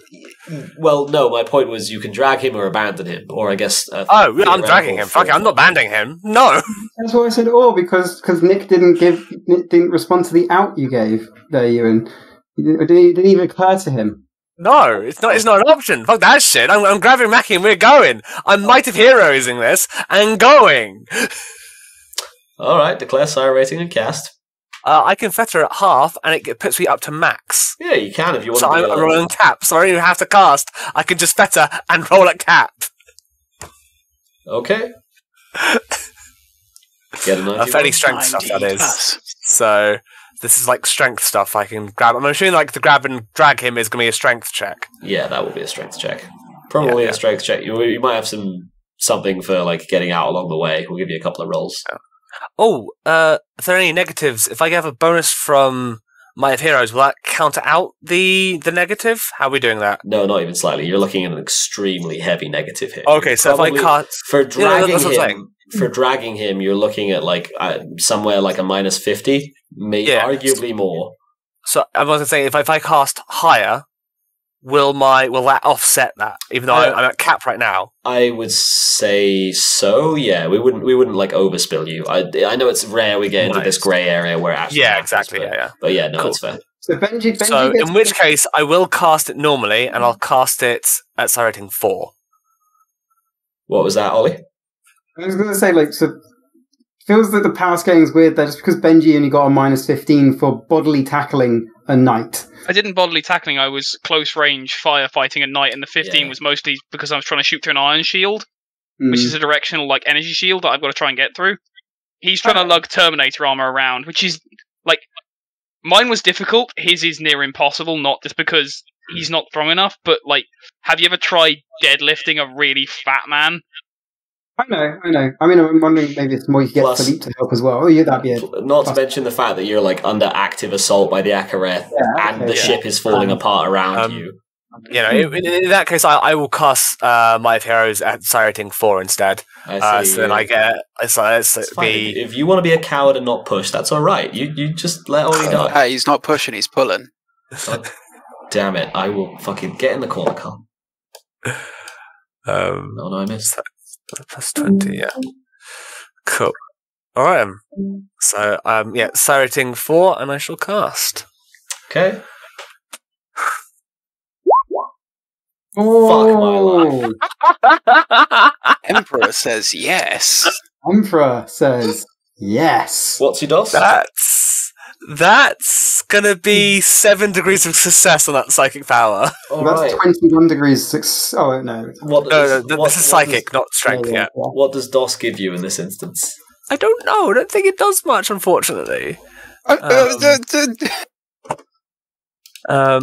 the Might of Heroes gives you a +5 strength for every psi rating. So yeah, it's for every psi rating you. so I have plus right, 20 fair, strength fair. right now.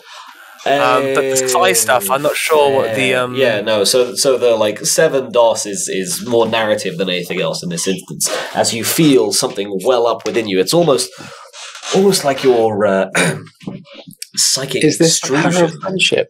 was being boosted by something else, like something is holding you aloft. You feel deep, untapped reservoirs of strength flow open within you. You know what? We'll give you a bonus temporary 1 psi rating for the rest of the time you're on this ship, retroactively for this roll. Does that include affecting this power, does it, yeah? Sure. Love you. Thank you.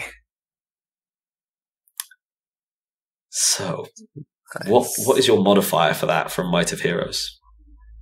So that's gonna with the +1 psi rating, it's gonna be a +25 to my strength. Okay. So we're going to whack on like a base -50 for the strength athletics. Cool. Now, what are So your that- bonuses? So that means, and I got 30 from my suit. Okay, we don't have. So that means that brings it down to a net of +5. Do you get a +10 from having the other termie help you, or is he covering? He's going to covering. be covering, and he's not covering, and he's not covering well. He's literally covering them with his body. No, he's a murder termie, so He does one thing well, and that is murder. Exactly, and even that he fucked the roll. Okay, so that's a net +5. All right, give me a strength check, please, young Nicholas. I don't think we have good skill for this. I feel like this is probably the most raw strength roll you could make, I would have thought. Hauling an unpowered cataphracti quietly. What are you quietly muffling as all this happens, by the way there, Maccy? What's going on with you? I suppose my field of view is incredibly narrow, and And also your eyeglass has been like scratched to buggery. They were really going at it. They were convinced it was a weak spot for quite a while. Well, I know that I'm not going to bite the hand that feeds, so I'm not going. I guess I'm muffling. Are you sure? It is appreciated, brother. You shall be well venerated for this. Yeah, no, that's Is that life debt? Did I hear a life debt? Was that a sworn life debt? That was not a sworn life. Not a sworn life debt. Oh, that's fine. Drop him, young Nicholas. Just Yeah, fuck it. Well, I'm not getting anything for this. I'm going. No, okay. Let's start hauling this motherfucker back to the fucking landing bay. okay. We're getting the fuck out of here. All right. Give me your roll, Nazeem. Strength at a net +5. You are wearing termie armor, so you only need to barely succeed, and you'll be doing pretty well. You're probably going to have to make a couple of rolls like this, though. This isn't going to be just one. That's fair enough. Oh dear. Doff? Only one. 1 degree of success or failure. One doff. I'm rolling at 46 or under right now. You know what? Here's what we'll do. We gave Benji a contested. We'll give you a contested. So we're going to make this 0 out of 20 for you and 0 out of 15 for the Akareth. They're going to be rolling a weapon skill against you. So 50 or under. Wait, Akareth have a weapon skill of 50? Including their massive numbers. Let's see, that makes sense. And my shields. I was about to say excellent knowledge of the ship, but to be fair, the ship's also collapsing around them, so that's a bit nullified, I guess. So that's your first one. Yep. Meaning you struggle to get out of the room, but as we've mentioned, after the last major deadlock, you can't go below 0 in these long-form contested rolls. So you're actually Gucci. Right, let's see how the Akareth do. Also, 1 doff. Yeah, they're trying to get in, you're trying to get out, and in the middle, between the two major groups there, is Phillippe, a whirling bowling ball of death, and being in the wayness. I promised the boy skins. He's getting skins. Okay. You also have a secret timer before something unfortunate happens to the rest of the ship. That is fair enough. Cool. Next roll, please, young Nicholas. 81. Well, I can't go lower, so I think I'm okay for now. I'm going to stick with it. The floor gives way and you find yourself marginally deeper into the ship. Let's see how the Akareth do. The floor gives way beneath them and they find themselves significantly deeper into the ship. Fucking hell. Nope. What is your strength? Wait, Strength is 41 and I have +5. Fair, so you're rolling at 46 or under, right? Yeah. Cool. You have Might of Heroes on. Yeah, no, with the Might of Heroes and the Terminator armor, I'm offsetting a -50 right now. He's trying to, potato sack haul an unpowered cataphractite Terminator through hostile territory that's both collapsing and filled with aliens who themselves have grenades. This is not a good situation for him, but he'll be damned if he's not giving it a go. What was that, Ollie? Yeah. I forgot, never mind. That's fair. Okay, from the Akareth. Fuck. 1 DOS. As your murder Termi starts to take damage. What was that, Ollie? I remember what I was going to say. It was more that because the Akareth got moved to an even lower floor, does that mean then the other Termi can help with the hauling? Yeah, he's essentially on That's fine. constant running interference. So he's not going to be able to help you with that. If you remember when you were trying to do this earlier with your Termies, you were going to have 2 hauling you and 4 on defending you.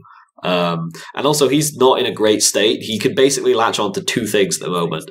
Follow the leader and skin everything that has skin. Yes, yeah, that's fine. Which Don't lose your armor, otherwise you become something that can be skinned. A very good thing that the Akareth hadn't managed to get your armor off, and they got a few ancillary plates and things, but it was just not coming away. Okay, next one, young Nicholas. Let's do some quick form ones. Yes. DOS. 1. Triplet, because you have the... Oh yeah, you're right. Triplet. Yes, 3. Yeah, there's a reason I gave you a high cap, but not that high. Cool. 1 triples to 3. Yeah, with a little bit of breathing room, you manage to haul yourself off into a particular section of murky darkness, and then in a vague direction that you're pretty sure was the nearest hangar bay. The Akareth, however, have prepared the way. That is 3 dots by my count, putting them on 4. Ow. You face heavy resistance, doing your best to punch through. Next roll. That's going to be 3. Tripled to 9. Sorry, you're rolling at 3. Okay, triple to 9. I was going to say, you cannot possibly have only got 3 degrees of success on 16 under 46. No. The 3 tripled to a 9. So 9 degrees of success. Ollie? Yeah, but you also have extra degrees of success from Might of Heroes, right? Because it's boosting your strength. No. That's all included. Don't worry. Might of Heroes only increases my base strength, not your bonus. Okay, fair enough. Oh wait, it does increase my bonus. You're right. Yeah. Oh, but it's Page. god. You're right. So my strength is technically right now 60. Sorry, you're saying it increases base strength rather than applies as a modifier to your rolls. Exactly. Yes. Page. It is page. I've got to scroll down. I think it's 196 is what I'm thinking. Yeah, so if it increases your bonus, and your bonus... It said it increases its +5 to your strength, and then that in turn increases your bonus. It does specify that. Yeah. So your bonus is much higher. My bonus is much higher, actually. You're right, yeah. Just let me double check. And I'm trying to remember, is it as soon as you get a degree of success, you actually get... Oh, no, that's only for unnatural strength. This is page... Oh, wait, no, but your bonus only applies to PDF damage, 197, Yes. PDF 196. Bonus doesn't apply to degrees of success. Say again, God, sorry, young Nicholas, Carl? that echo was atrocious. Bonus shouldn't apply to degrees of success unless it explicitly states. It's the unnatural nature of our armor. Carl's right, though. Oh, yeah, is it unnatural? It's unnatural ×3 your bonus. Oh. Well, this power is I an thought effect. it The was, Blood isn't it? Angel adds +5 times PR to his strength to a maximum of 95, with any corresponding increase to his strength bonus. And then your strength bonus is an unnatural strength bonus because of your armor. And it's ×3 because of the armor. Right? Or is No, it it ×3 it's- successes. It's ×3, but that just adds +3. If you have unnatural Yeah. strength ×3, you add 3 degrees of success. So you functionally have a 3 +3 to your success. Yeah, it's times, No, it's times three, not plus it's three. times three. It's multiple in Deathwatch and like Deathwatch only. Yeah. Oh, death. So it's Okay, so it is 9, so this doesn't affect it, yeah. So it's ×3 to the successes then, right? It's ×3, but your base successes are increased because your base strength bonus is 2 higher than you were thinking it was. Okay, so that's... So your previous one would have been... Well, we won't recount the previous roll, but we'll do this one. Yeah. So 6... Wait, but your How many bonus degrees actually... of success did Yeah, you sorry. score on the test, young Nicholas? Exactly. It's how many degrees... This- Yeah, your that's bonus great. doesn't factor in. God damn it. No, yeah, so it's 3 on the test. Times means- 3. So it times is 3. 9. Yeah. It is 9. yeah. Yeah, Okay, nine. okay. God damn it. All right. Now, no one's allowed to be mad at young Nicholas because technically this was Ollie. yes, entirely. Young Nicholas, credit where it's due, had his psychic powers all neatly thought out, planned out, knew the rules in advance. Ollie came Nice. swaggered in with a, actually, as he's being dragged to safety. Yeah, I'm trying to get myself dragged to safety more. Well, yeah, so, coming up against stiff Acareth resistance, you punch right on through your bowling ball murder Termi, who's in moderate but not massive danger currently, ably providing chaos as you half use Maccy as a shield, half drag him after you, and allow your own energy shield to tank incoming shots. See how the Acareth retort. The Acareth do not hold up well. That was a lot of doff. Fuck me. That's -4. That actually removes their success, in fact. Should have kept them on 10. Didn't plan this well. Cool, next roll, please, young Nicholas. Okay. Oof. 1 doff. You and the Acareth fall into a pattern of sluggish exchanges.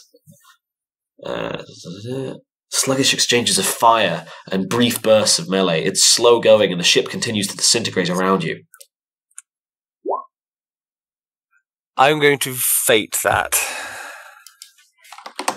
Yeah, I have a feeling we're coming up on the time limit that you specified or something, maybe possibly, so... potentially. You're currently at 11. The doff brought you down one. Success! So that's up to 3 now. Success? I thought you were at 44 or under. Oh no, you're 46 or under. 46, yeah. Cool. 3, that takes you up to 14. Is it 15 or 20 we have to hit? 20. 15 for the Acareth. Let's see how they do. That's also a 0. That's 1 doff. You're within spitting distance, you think, of one of the hangars. Don't get a hundo. Not So yet. close to a hundo. Not technically a hundo. Will, however, remove a shit ton of your progress. What are we doing? It's 46. That's 5 doff. Do you have any fate? No, I'm all out now. Oh dear. Back down to 9. Cool. Oh, it's my roll. I was going to back down to 10. No, he lost one previously. 14, so I lost 5. Yeah. That is a 9. That's net 4 degrees of success. As the Acareth think they've got you corralled in one part of the ship. Fuck. That's 4 doff. And They have indeed, got you corralled in one part of the ship. yeah, it looks like they do. Yep, that's another doff from their point of view. Next roll, please, John Nicholas. Your current scores are 5-5. That's gonna be 2 DOS. 2 times 3 is gonna be 6. You break out of the cordon. But the Acareth are hot on your heels with an extra 3 DOS. They are coming up. That's another 3 DOS. 3 DOS. Scores currently stand at 14-8 after that. Oh dear. That's 3 DOS. So that brings them up to 11, which means the murder termy goes down. You have lost Phillippe. Oh no. Anyway, 3. Down to 11.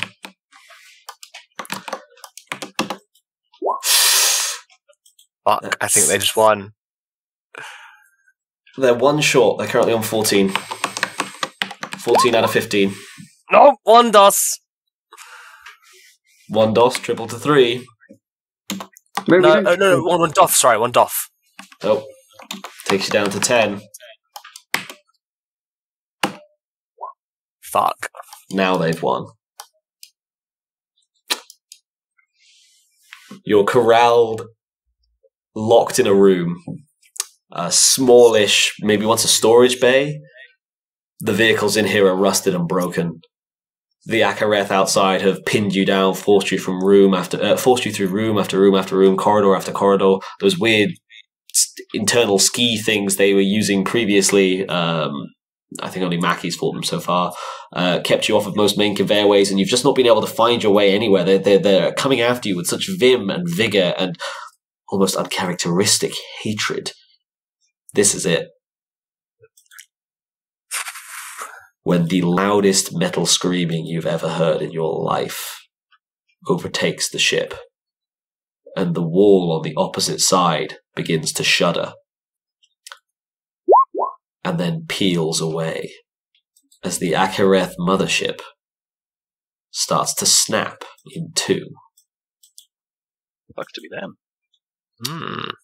Does indeed.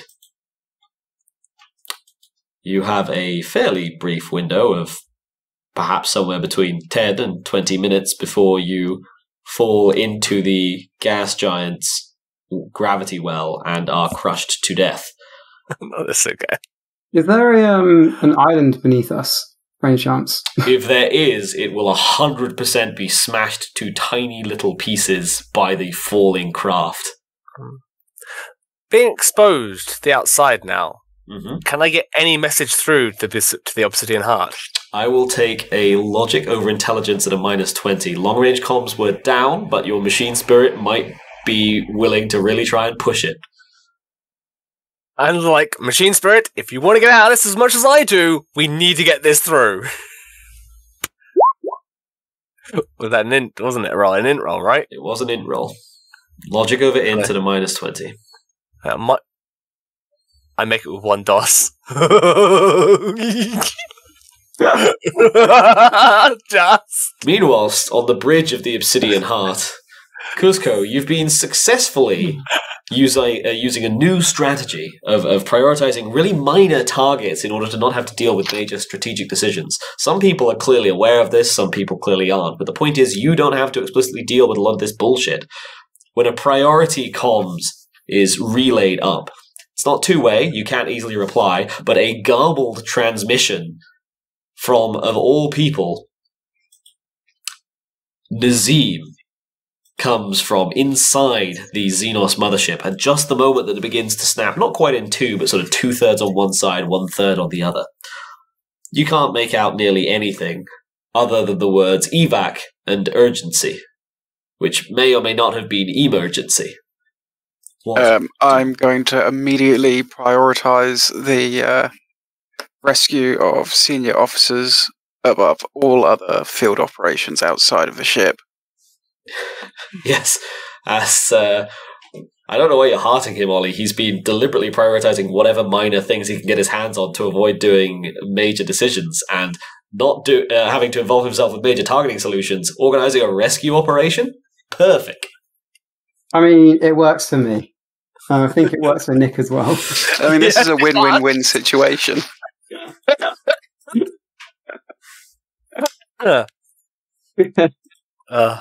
I will take what would that be? Tactical Imperialis of a Fellowship, I guess?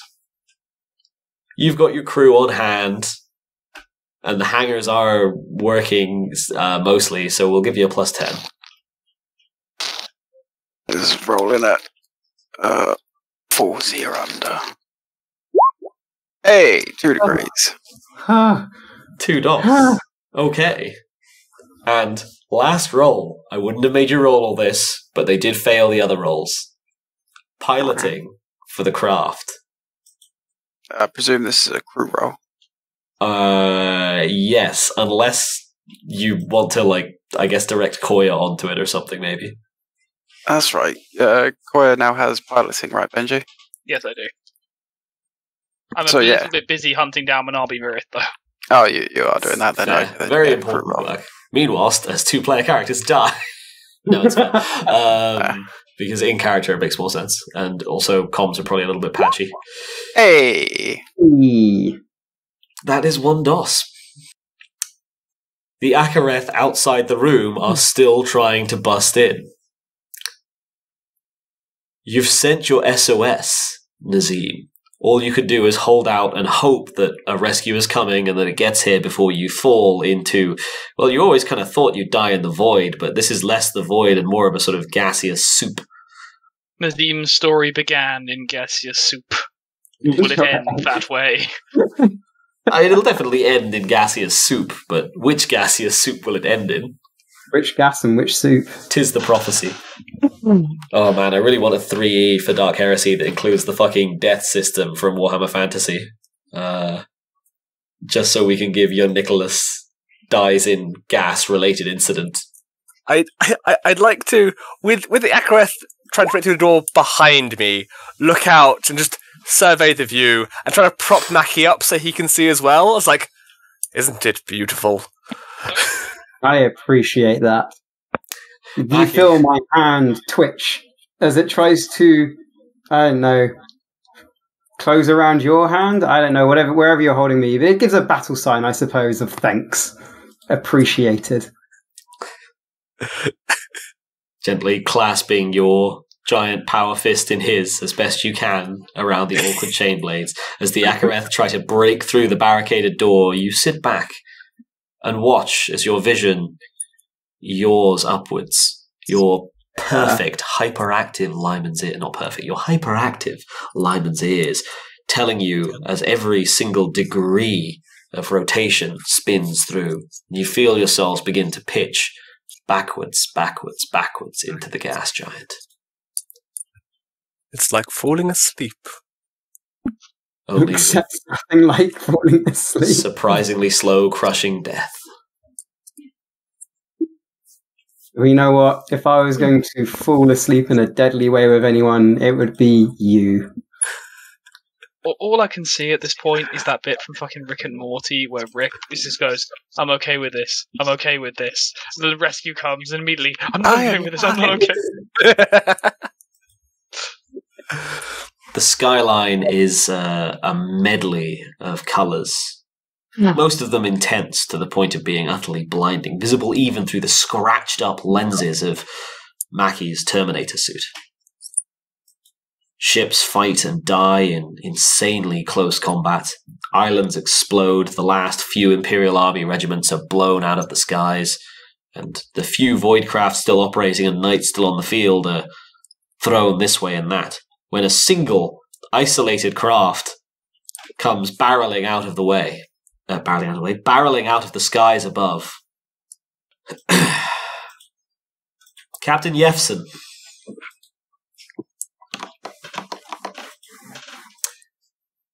Hello. Your craft, after evacuating, has been almost immediately, and just before you could get off, rerouted to an emergency evac. The only people left on the ship are yourself at the rear with a load of extremely tense cabling, and at the front, still piloting, a grumbling, middling Nicholas who was getting ready to offload with the rest of his men. All right, now we're supposed to be evacuating some high-ranking commanders of some kind still left on the ship. I can't think who it could possibly be. No one I'd recognize as a commander. But I need you to be ready to haul them in with that cabling. Me, sir? They shouldn't weigh too much. Of course, sir. 2 Terminators.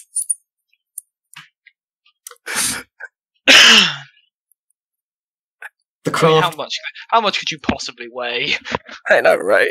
The craft pulls this way and that, tossed by the burning skylines of ballast. A knight goes tumbling through the void, through the gaseous soup in front of you. Its jetpack barely functioning, its pilot fighting to retain control, but clearly about to pitch into the soup and down to crushing death. Looks to be him.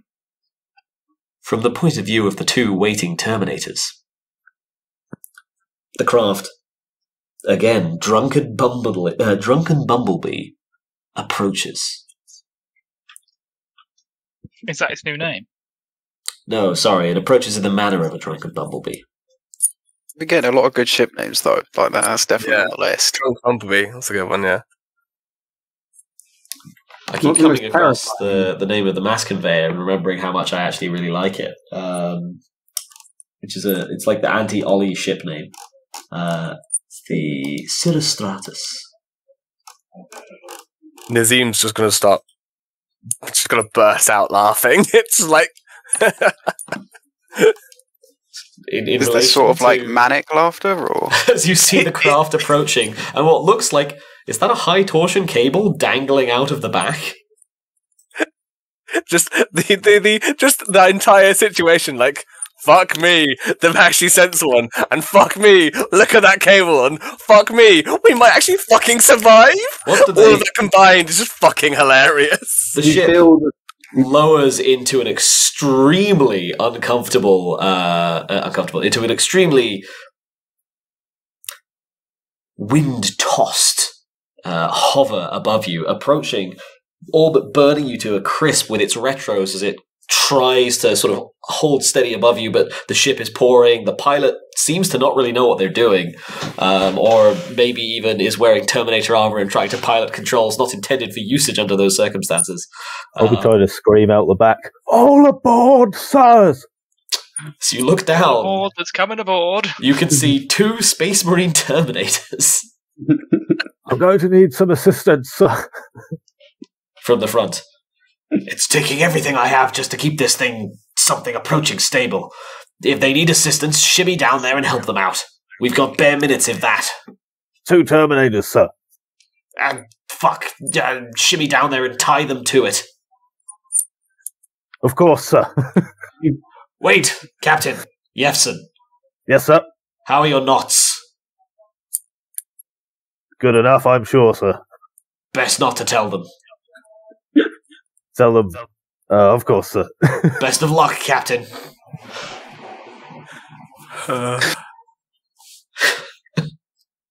From the position of the point of view of the 2 Terminators, what looks like all accounts to be an Imperial Army officer shimmies down the high torsion cable, whipping through the skyline, and just sort of gingerly and unsteadily lands on the sinking ship, just about managing to keep his balance, but wobbling as the ship starts to fall into the soup.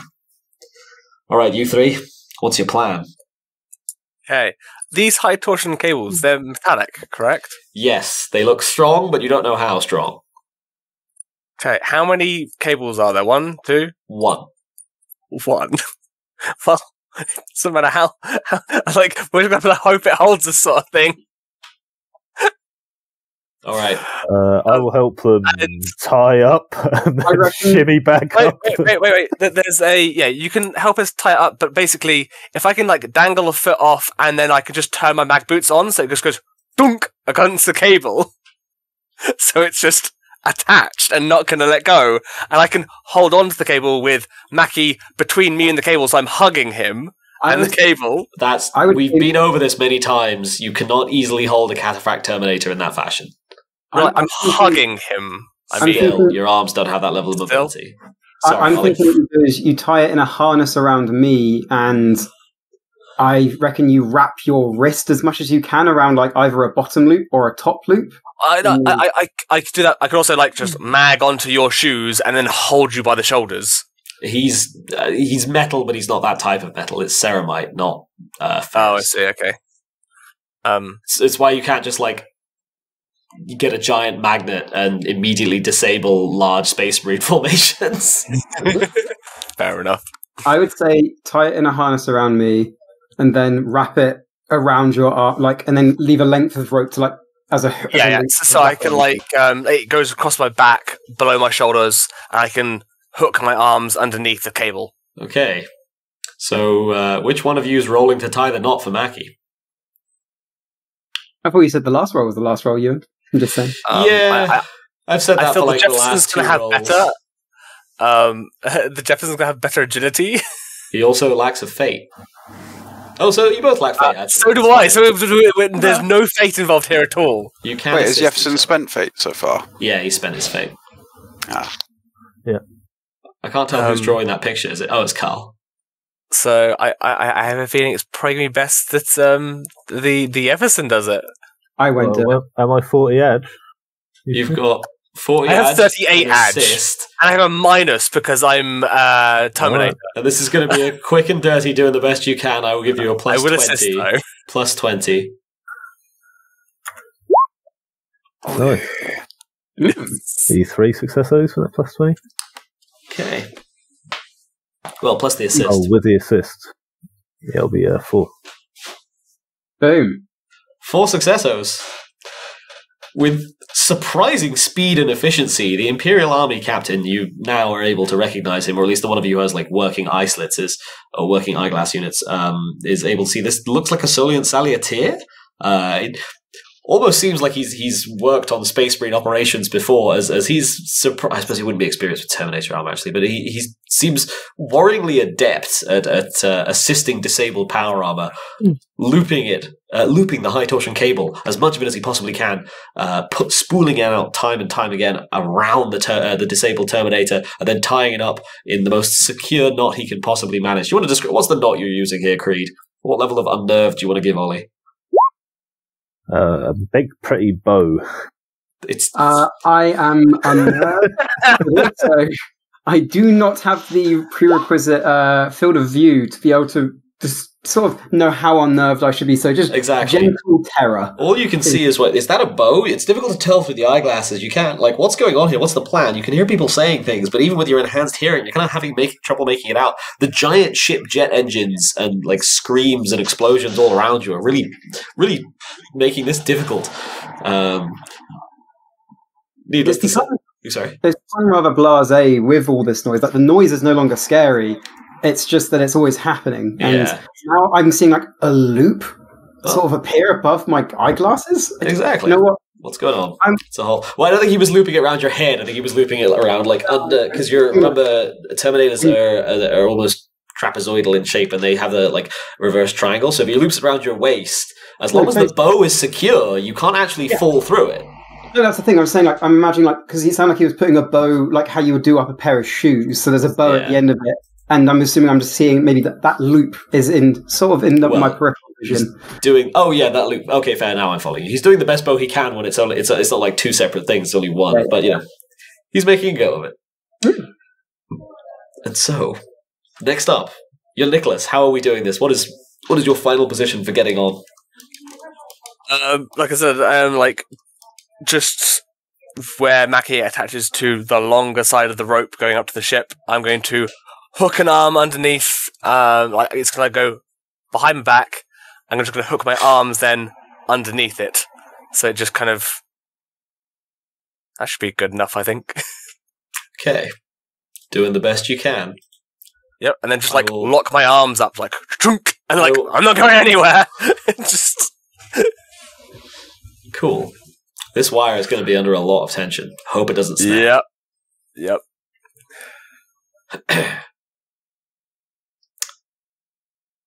And I'm assuming I can't climb up the wire. You can do a strength check if you want to try it. I suppose. Let's see. What do you got? You do have one free hand because you can stow your sword somewhere. Can I shimmy up before you? Yes.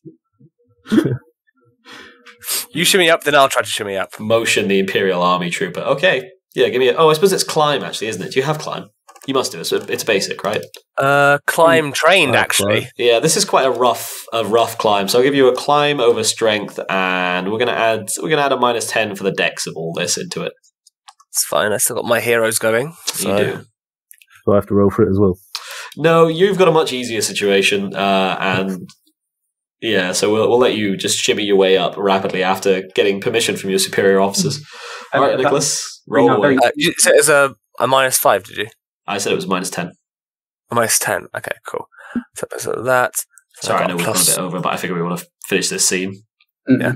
So I'm at 25. Plus 15 plus another 30. 95 on strength. Okay, then. So, yeah. Oh, yes. DOS? I was going It's going to be insane. You're like effectively cap and then tripled, right? So you're in the double digits DOS. Looking at 3-9 DOS, I think. Don't forget your plus 30 from your standard strength. Plus 30, yeah. Jesus Christ. We're at plus 45. If this were 15, less 15. of a just like So hauling... 15 DOS. If this were less of a like just hauling yourself up with raw strength up a rope, metal rope, but still. So I guess you haul yourself up, then we didn't have it. Right, okay, so you tie, between you and the Imperial Army officer, you're able to tie the cable around Maccy. Then the army officer, with a quick snap of a salute, hauls himself, shimmies back up the cable, and then you haul yourself arm over arm as best you can up the cable, using the one good hand with a small glove to climb and the chain fist to anchor yourself, and manage to clamber into the looted craft up above. The door begins to close, grinding shut. From the front cockpit, you hear a familiar voice. You vaguely recognize it as someone from Hammett Company. You can't place the exact name. Middling Nicholas booms out.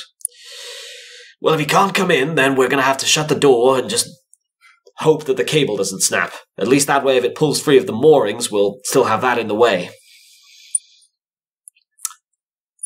The craft takes off. Maccy, you feel yourself hauled up above up and out of the collapsing ship as it falls into the planet's gravity well. Never have I been so thankful for a reduced field of vision. Never have I been so unthankful for a hyperactive linesman there. You can make out every toss the ship goes through. Roll me toughness. See how much you've on. I'm just minus 20. I make it. Fucking hell, yeah, okay. You hyperactive lineman's ear. You can make out every single direction you're lurched in as you free swing around through the on-fire sky in the middle of this close-range multiple capital void ship battle, multiple cruiser class void ship battle. You can't make out too much through your eye slits, but you can see bits and pieces, great yawning voids, volleys of plasma fire, and you can feel this desperate hope in your gut that nothing happens to the ship above you so that you don't have to see yourself fall into ballasts in the core. So Maccy, as he's flying through the air, first a little terrified, really not happy with having such a hyperactive Lanzir, but then he sees the great battle happening splayed out in front of him. Not a bad day. Not a bad day. Just deja vu. Ascending from falling into a gas planet again. What does this remind me of? Oh, yeah. Venus isn't a gas giant. Clearly, I only really have one set piece. I'm really just the Bungie game of... Fuck my life. Ashes, dust to dust. Cloud suit to cloud suit. Both times I made the object fall in. Ashes, dust to dust. You're falling, deal with it. The trip lasts about 5-10 minutes, maybe 8. It's difficult without your mission clock going, or at least only going erratically on extremely limited reservoirs of power, keeping some emergency functions of the helmet still going. I suppose it'd be maybe something in your body, but whatever. When eventually the craft all but crashes into the primary landing bay of the Obsidian Heart. Bonk. You yourself are damn near killed on impact, but damn near killed is not technically dead. Both out of respect for your sanity and because they had no feasible way of doing it, the survivors inside the little looted ship neglected to tell you that within moments of taking off, the torsion forces of you swinging around caused the winch to essentially pull free of its moorings and then just slam hard against the bulkhead. You felt the sudden sharp drop, but that could have been anything. As he continually tells himself, could have been anything, could have been anything, could have been anything. Indeed, could have been anything. Could have been anything, could have been anything. Oh, big gun, could have been anything, could have been anything. Oh, gas giant. As the rest of them pile out of the craft, your attached Imperial Army officer casts a speedy glance towards the cable and notices that the tension had got just hard enough that on impact on the crash landing, it finally tore free, the metal shearing through, leaving a severed Maccy at one end of the hangar bay, where he skidded more or less directly into, under, and then through the rear of an oncoming car. Auto carriage. What happens in Venus also happens on... It's all coming back. So literally. Okay. And that feels like a belated but good place to call it for the week. Gonna have to read the fucking fame rules for this stuff, aren't I? What's my kill count now? To be fair, nobody saw you kill it, so it doesn't count. Not only did nobody see you kill it, but the only witness is dead. And or would get you dead if you were to reveal that that was a witness that you dealt with. And also, well, he didn't deal with him. He died as a result of the extremely heavy situation they were in. Yeah. But also, you didn't kill the ship. The witness did the final. He did, actually. Yeah. I'd like to pull the recording from my helmet, actually. I want to give him the honour he deserves. He's died, he deserves the honour. He did go down fighting and obeying orders, which is a rare but perfect Phillippe. Combination. Sorry? Oh, Phillippe. You would have been the good one.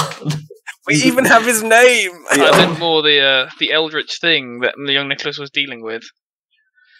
Yeah, I don't know if you want to give that. Yeah, I'm not giving It that. didn't even appear on video, though. Who's to say how much of it was projection? Exactly. I will check the recordings before handing it in. I'll tell you who is the ship's psychiatrist. Fortunately, Nazeem knows a guy. So, reminders for our next and for the campaign final session. Anyone have anything they want noted down? Yes. It's not even how that joke goes, young Nicholas. You use it at almost every other section. Oh, I generally do. I recruit the astropath from Kuzco. God fucking damn.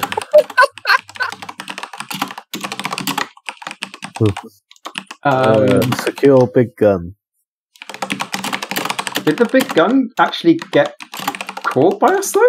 No, it fell onto a nearby sky island. I want to nearby to I missed that part. It's still okay, yeah. It's still there. Oh, damn. Okay. So that Sky Island. Yeah, it's an amazing stroke of luck, and only luck. Yep. No one scratched anyone's back to get that one. No. There were no psychic powers involved. Any other reminders? There were no psychic powers. Conversation isn't a psychic. I'm calm. Well, I suppose telepathy exists. Shut up, young Nicholas. Any other reminders? Check fame rules for next week. Yeah. Yeah, I definitely. I think I owe various people fame. Not Carl. Carl isn't owed fame. Like infamy, maybe. Infamy is in Black Crusade. You're not owed infamy either. Infamy. They've all got an infamy. Fucking Carry On Cleo. What a film. Get the recording of Phillippe and his kill count. Make sure to scrub for possible psychic spoopery. I'll make a copy and have that one in your private chambers and have the scrubbed one go out. Fair. Research, yes. Anything else? I believe some of you had some Mechanicum orientated shenanigans. I don't know how confident you are. Kill Manami Virith. Fair. Any other reminders? Want to meditate on decision inactivity, whatever you want to call it. I really like Kuzco's coming to terms with his dislike of command by not even really opting out of it this time, choosing to be as actively bad and frustrating at it while still seeming to officially do his job. It speaks to me on a deep level. Probably shouldn't. As bad as he can. Sorry. Have remains of a night. Sorry. Oh yeah. We also have the captured, slightly delimbed pilot. I suppose it's only a hand. Any other reminders? Did we note down we've got the big gun? Or remember to pick up the big gun? You've noted down, remember to pick it up, yeah. Cool, okay.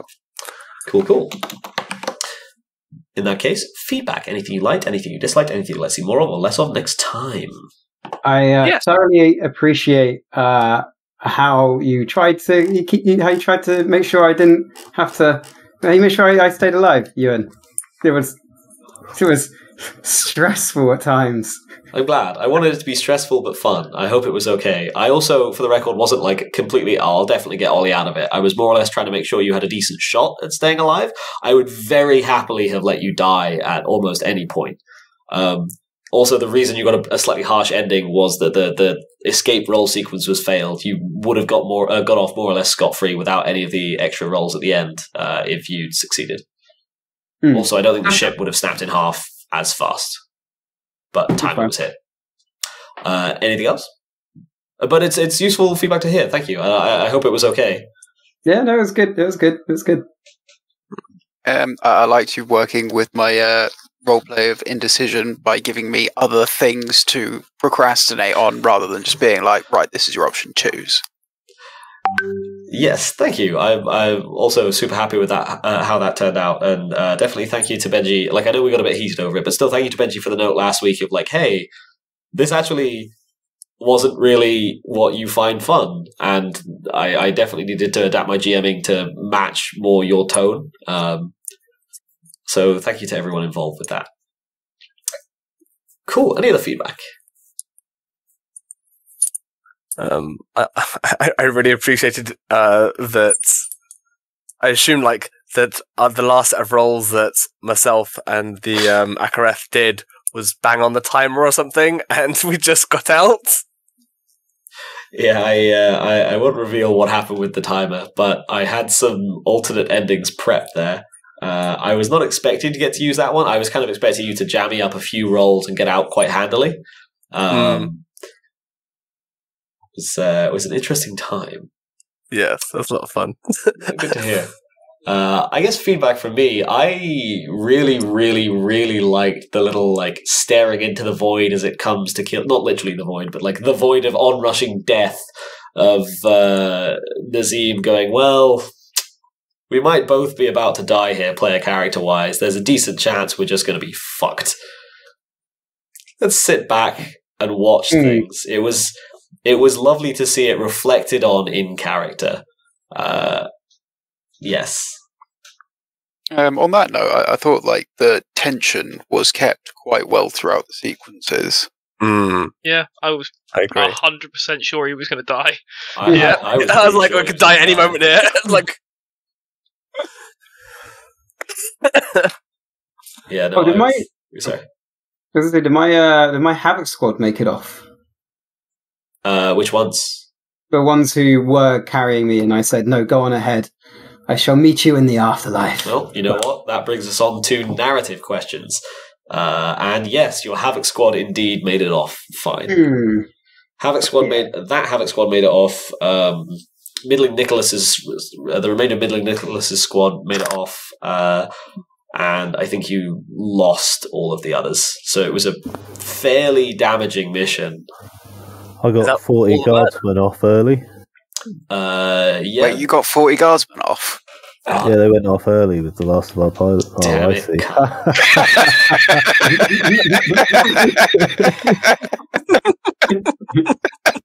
You know what? I'd correct to Army, but I don't want to give Carl a chance to make the exact same joke again. Because I would. How much of the murder survived? So I think historically we portrayed them as quite good at moving on to other targets. They just don't obey orders when they're in the field. So maybe somewhere between half and 2/3, depending.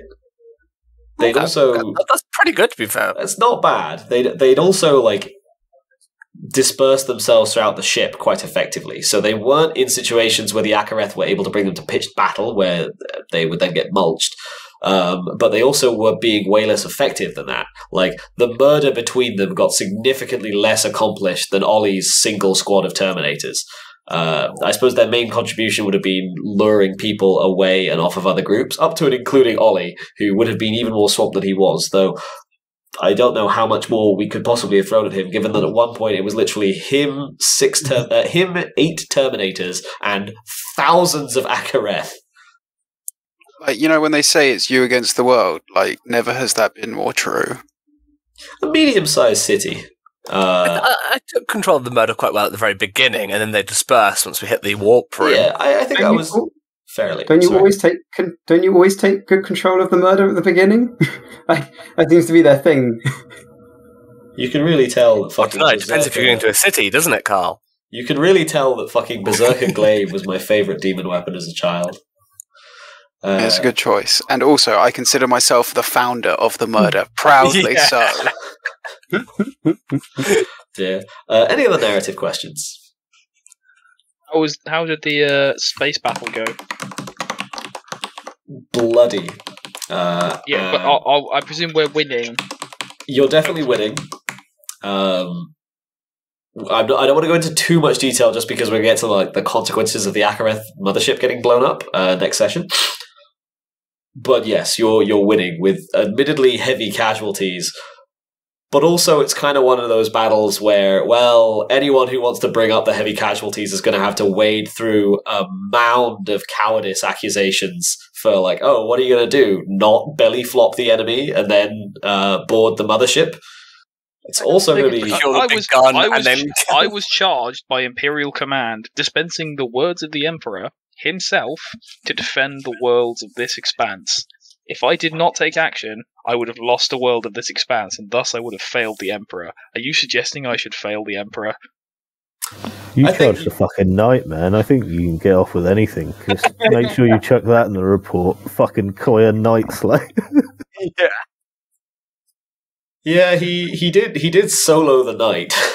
Mechanicum don't like the title, but everyone else thinks it's fucking sick. I think it is probably one of those titles that commands, like, simultaneously loathing, respect, and fear. Sorry, what was this? Like, it's anime protagonist shit right there. Yeah, your title is both incredibly awesome and Mechanicum hate it, and nobody quite wants to admit how the cool it is. title? Night Slayer. We haven't officially awarded it, but I don't think it's a massive stretch to imagine that a lot of people would be calling you that. If nothing else, this happened on the main conveyorway, which has an amount of CCTV, or well, television. You know, it seems like in total, this was a good campaign in the last couple of sessions for ludicrous, cool shit happening. Taking on a city-sized amount of Akaref, taking on a knight, taking on pitched battle in atmosphere. Well, you can thank young Nicholas for that. It was going to be a lot more grounded and less skyish until we had the polite reminder of hey, could we have more hijinksy stuff? I really value getting feedback from you all. It's super important to me and appreciated that you communicate what you like and what you dislike and where I could do better. We would not at all have got the gas giant mass sky bison, which we're just going with, I guess, at this point. Death's close range void battle with boarding atmosphere and one Terminator perched precariously on a high tension cable swung above said gas giant, without that initial note of little bit less super high command all the time, please. Plus, on the bright side, now everyone can forever mock fucking Coatlmox for being off doing engaging rock research this whole time. Poor Coatlmox.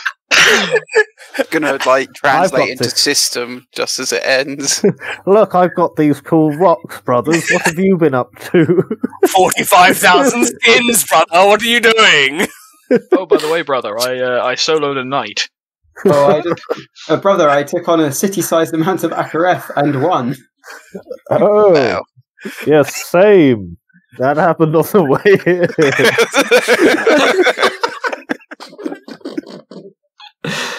Yeah, cool. Well, I'm definitely glad that I suppose we've moved back into feedback a little bit here, but I'm definitely glad that the campaign feels like it picked up a little bit at the end there. I will try and keep a more even balance going forward, but also do remember to tell me if I'm fucking it up, either because I'm doing too much wackiness or not enough. Sorry, Ollie?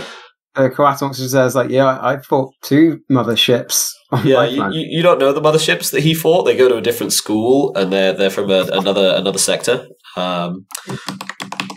Well, I'd just like to point out narratively, I did say chain reaction, and was I wrong? It's all about the chain reaction. I still don't know where you're getting chain reaction from.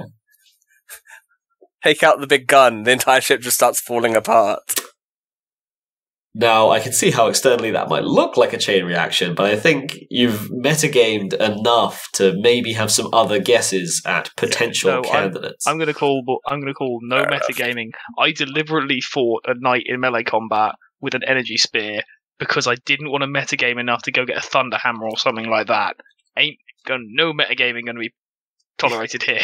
I would have respected you massively less if you hadn't gone in with your personal ceremonial weapon.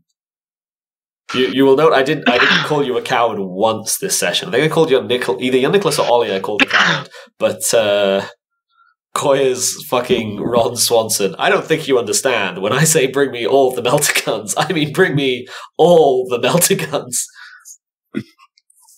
I'm concerned you may have heard some melter guns.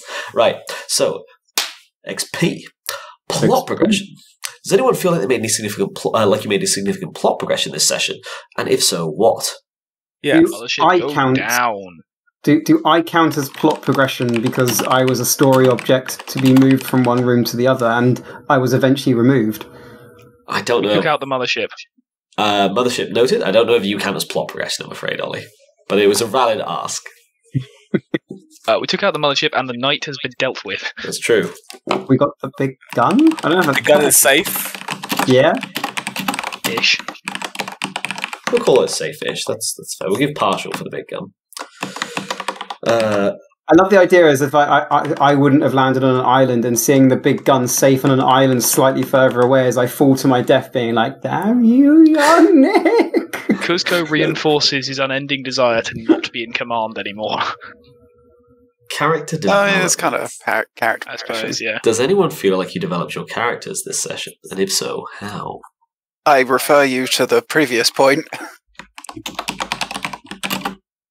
Coayah feels the pull of the murder, but he is not taken with it. Turns out a big enough object that you can't skin is really good at suppressing that urge.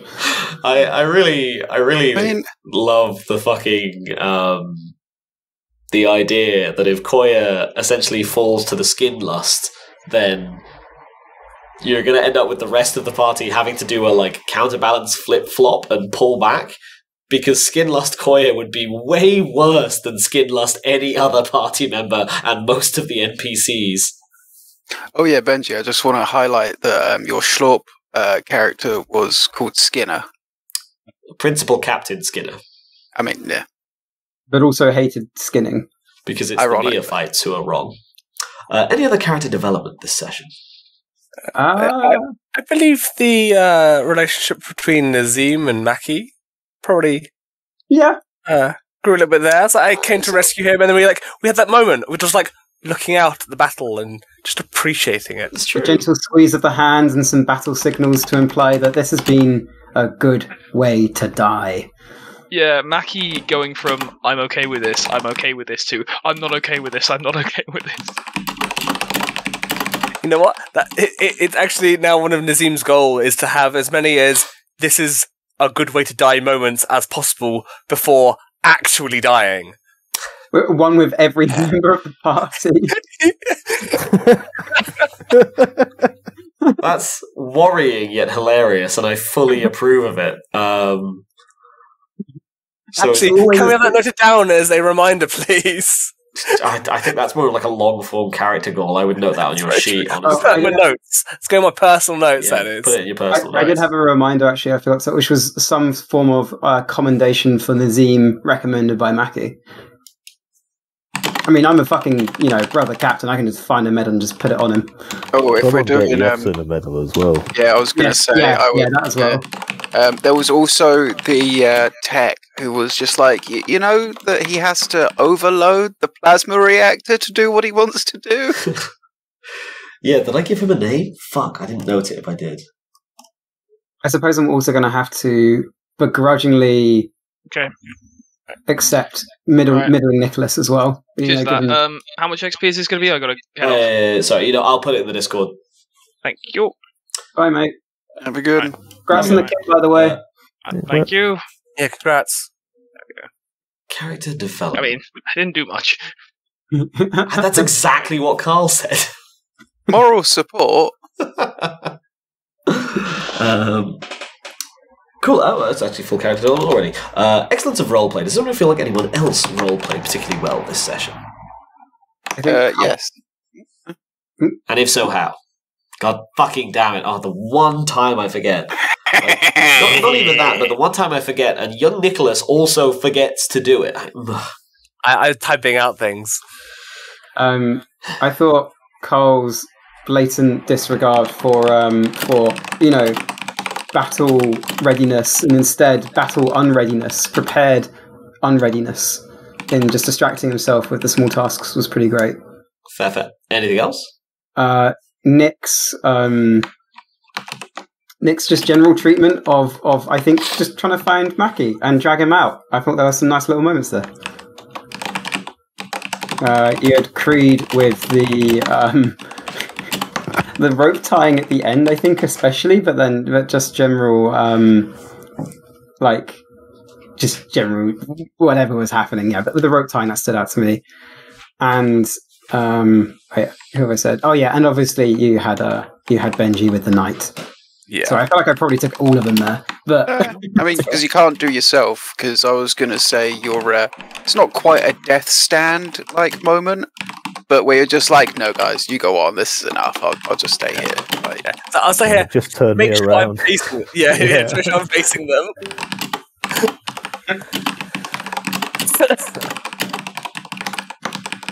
imagine like that oncoming tide. I mean, like, I'm going to die a glorious death, then it's just an hour of scritching. Well, the thing is, as soon as I get the helmet off, you just start spitting acid at them. It's like, what the fuck? There's not that much in the glands. It's good for a few doses, but you can't just keep spitting forever.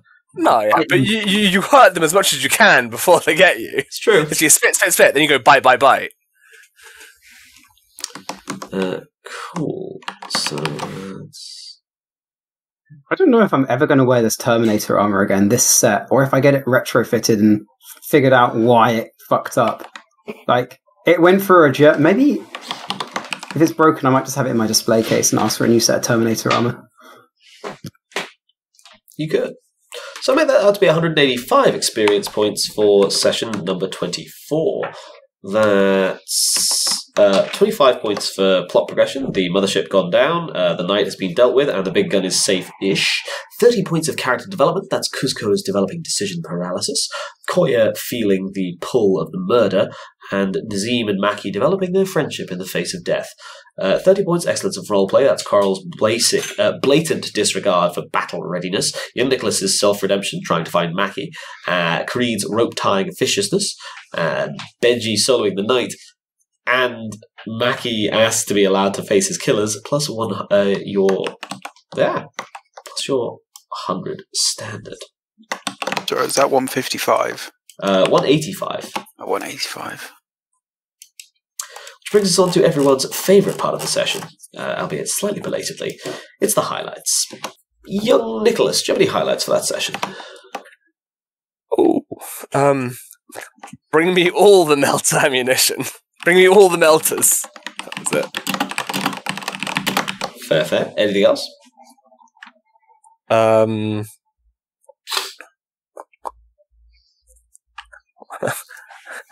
want to encapsulate cover me, brother, with was it Francis or I forgot his name already. Phillippe. Yeah, Phillippe. Just barreling into the enemies. Phillippe gets his skins. He did indeed get his skins. He died as he lived. Blood frenzied. Skins. And what a beautiful way to die.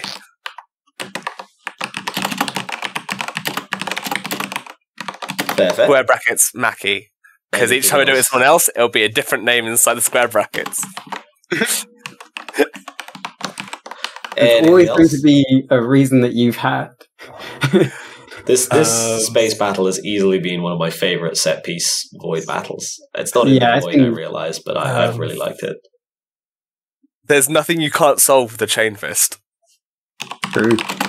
Well, I feel like for the situation you were in, chainfists definitely helped.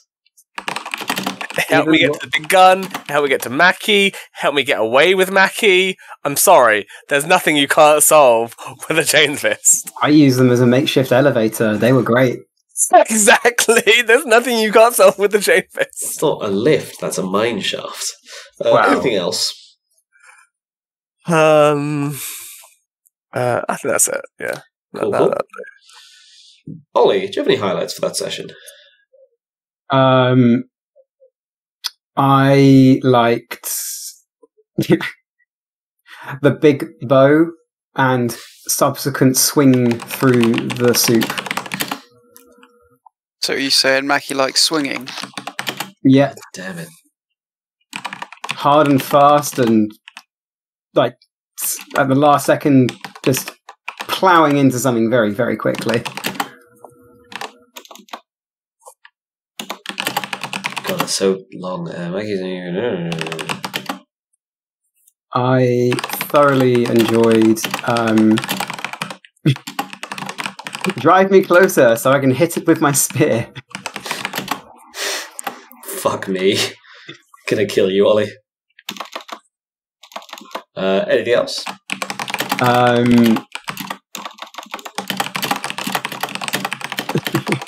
What was it? Creed followed those space marines back to the what was it?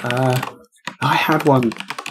When Captain Jeffson wasn't able to get off the ship in time and was press ganged into the rescue mission after already escaping. Yeah. It's where do you think you're going? And my biggest highlight was Nazeem coming back for me. Aww. My second biggest highlight was all them fucking rolls. So many rolls today. All of them. Not a single terrifying, unterrifying roll. I've got one. Sorry, I forgot. That reminded me. Escape is not an option, or retreat is not an option. Do you mean abandoning Maccy is not an option? Yeah, it didn't even process for me. It didn't even process. It was just like, of course I'm saving him. It's really the least you could do. I know very much like in character you weren't aware of this, but out of character, watching all of your actions' consequences heap up onto Ollie. The entire time I was like, he'll be fine. He'll be fine. He's not fine. I need to do something. Christ. Anything else? No, nothing. So, cool. Nope. Creed, do you have any highlights for that session? Carve them on the bulkhead. Our lost brothers' promises. Fair. Anything else? Remember Higgins?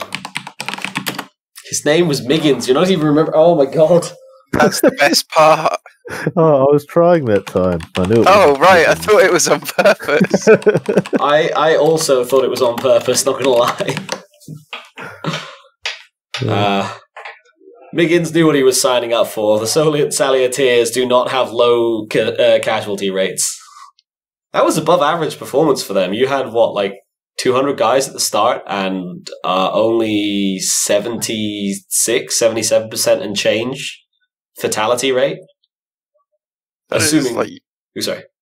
I was going to say that is pretty good, yeah. Yeah, by their usual standard. Assuming that none of them, died of their wounds afterwards might have lowered that a little bit more. But overall... Yeah, so long as it's not around 90+%, then... It's incredible that they've managed to stay... they're meant to be, our most consummate professionals from what I remember. So it's incredible. You had a more veteran unit. They've mostly at this point been supplanted by the Salieteers because the Salieteers have had a lot more screen time, and I like them. Once we've done highlights, can I go back and add a reminder? Absolutely. I mean, do you want to just add the reminder now once we remember? Yeah. Throw a party for the Solan Salieteers, significantly increase their day-to-day quality of life. Man, I love the Jeffson and the Solitaires, but Coatlmox is going to hate them when they get more honour and glory than him for the last battle.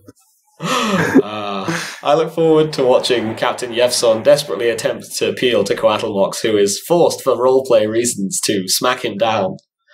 Any other highlights, Creed? I think that was it from Coayah Night Slayer. If we haven't got an equivalent yet. Definitely. I think the rest of mine you got covered. Cool. Carl, do you have any highlights for that session? Yeah, that was quite a highlight-dense session for me. Some of them overlap, so feel free to use discretion on whether to include them or not. Right. Anime protagonist flawlessly solos the mech. God damn it. I was going to say, well, he didn't floss it, and then I remembered, yes, he did. Worse than that, I even forgot to account for it getting easier after the midway point, so it was biased in favour of the mech, technically. Still.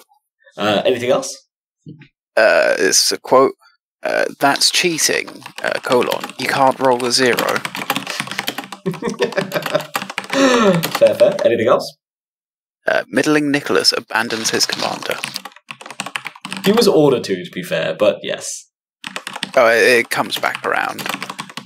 Bag of weasels. Yes, all battlefield scenarios must be described in the form of a weasel-based simile in future. It's clearly the tradition. Anything else? Weasels with lance guns, weasels with butterfly knives. I like it. That'd be terrifying. Nazeem taps into the power of friendship. Definitely the power of friendship. Definitely that power. Yes, totally. But which friends? And that giant demon on the ship was a friend, right? I mean, demons can be What's friends. a demon? Not necessarily good friends, but I think you'll find it told him very clearly that it used to be human. Therefore, Exactly. trustworthy. And it can't be an enemy. It's a peer. I've got it down right here. Peer, mysterious face. Yeah. Would a space marine have a Xenos peer? I love the idea that in 10,000 years, our company's still going to have this giant gun attached to one of the ships, and there's going to be like a record of the beautiful battle that was used to get it, and nobody's going to know of the corruption. It's going to slowly seep into our chapter. Estimating yourself 10,000 years, huh? Any? Yeah, we're only about halfway there. I Any... told you this was a highlight. Yeah, no, I'm loving it, man. Any other highlights, Carl? Procrastinating major command decisions. It was delightful. Any other highlights? Drunk Bumblebee. Yes. It's not terrifying, but it will get you from A to B in a terrifying manner. I just, like, 95% would never want to be in that situation, and 5%, oh my god, the shit you'd see. Ugh. But at the same time, the shit you'd see. Yeah, exactly, right? Like, watching distant specks fall and know that some of them are Earth, some of them are people, some of them are flash-fried former people corpses. Any of the highlights, Carl? The gang tries to Daisy-Chain Terminators. Fair. Any other highlights? Just Captain Jeffson. I like reinforcement characters. I have a reminder as well. I remembered one. Oh yeah. Sending cargo to hit the night with. Oh, you mean a highlight, not a reminder? Oh yeah, highlight. Sorry. The cargo bullets. Yeah, I love that we call it Coayah flawlessly solos the night. Yeah, the crew had just rammed it with like 2 extremely large cargo haulers at speed. I suppose only we can just edit that out, right? Yeah, we just like. Why would you ever give credit to the puny mortals? It's not like they contributed. No, never. Something like it's a literal railgun if those trucks are on rails. They're not. It's an open road. Yeah. Conveyor is just a motorway. Okay. Conveyor is just a motorway. Lift plat is just an elevator. Yeah, although I do get the image of those travelators in airports. Like I do get that image sometimes. I mean, I'm generalizing a bit here. They can just be the travelators, but generally conveyorways are like the major arteries in hives and things. Yeah. Although I do find it amusing that like they're called travelators, where like anything with cargo on them is a conveyor belt. So that's just people, right? Not wrong. Any other highlights? Gentle Terror.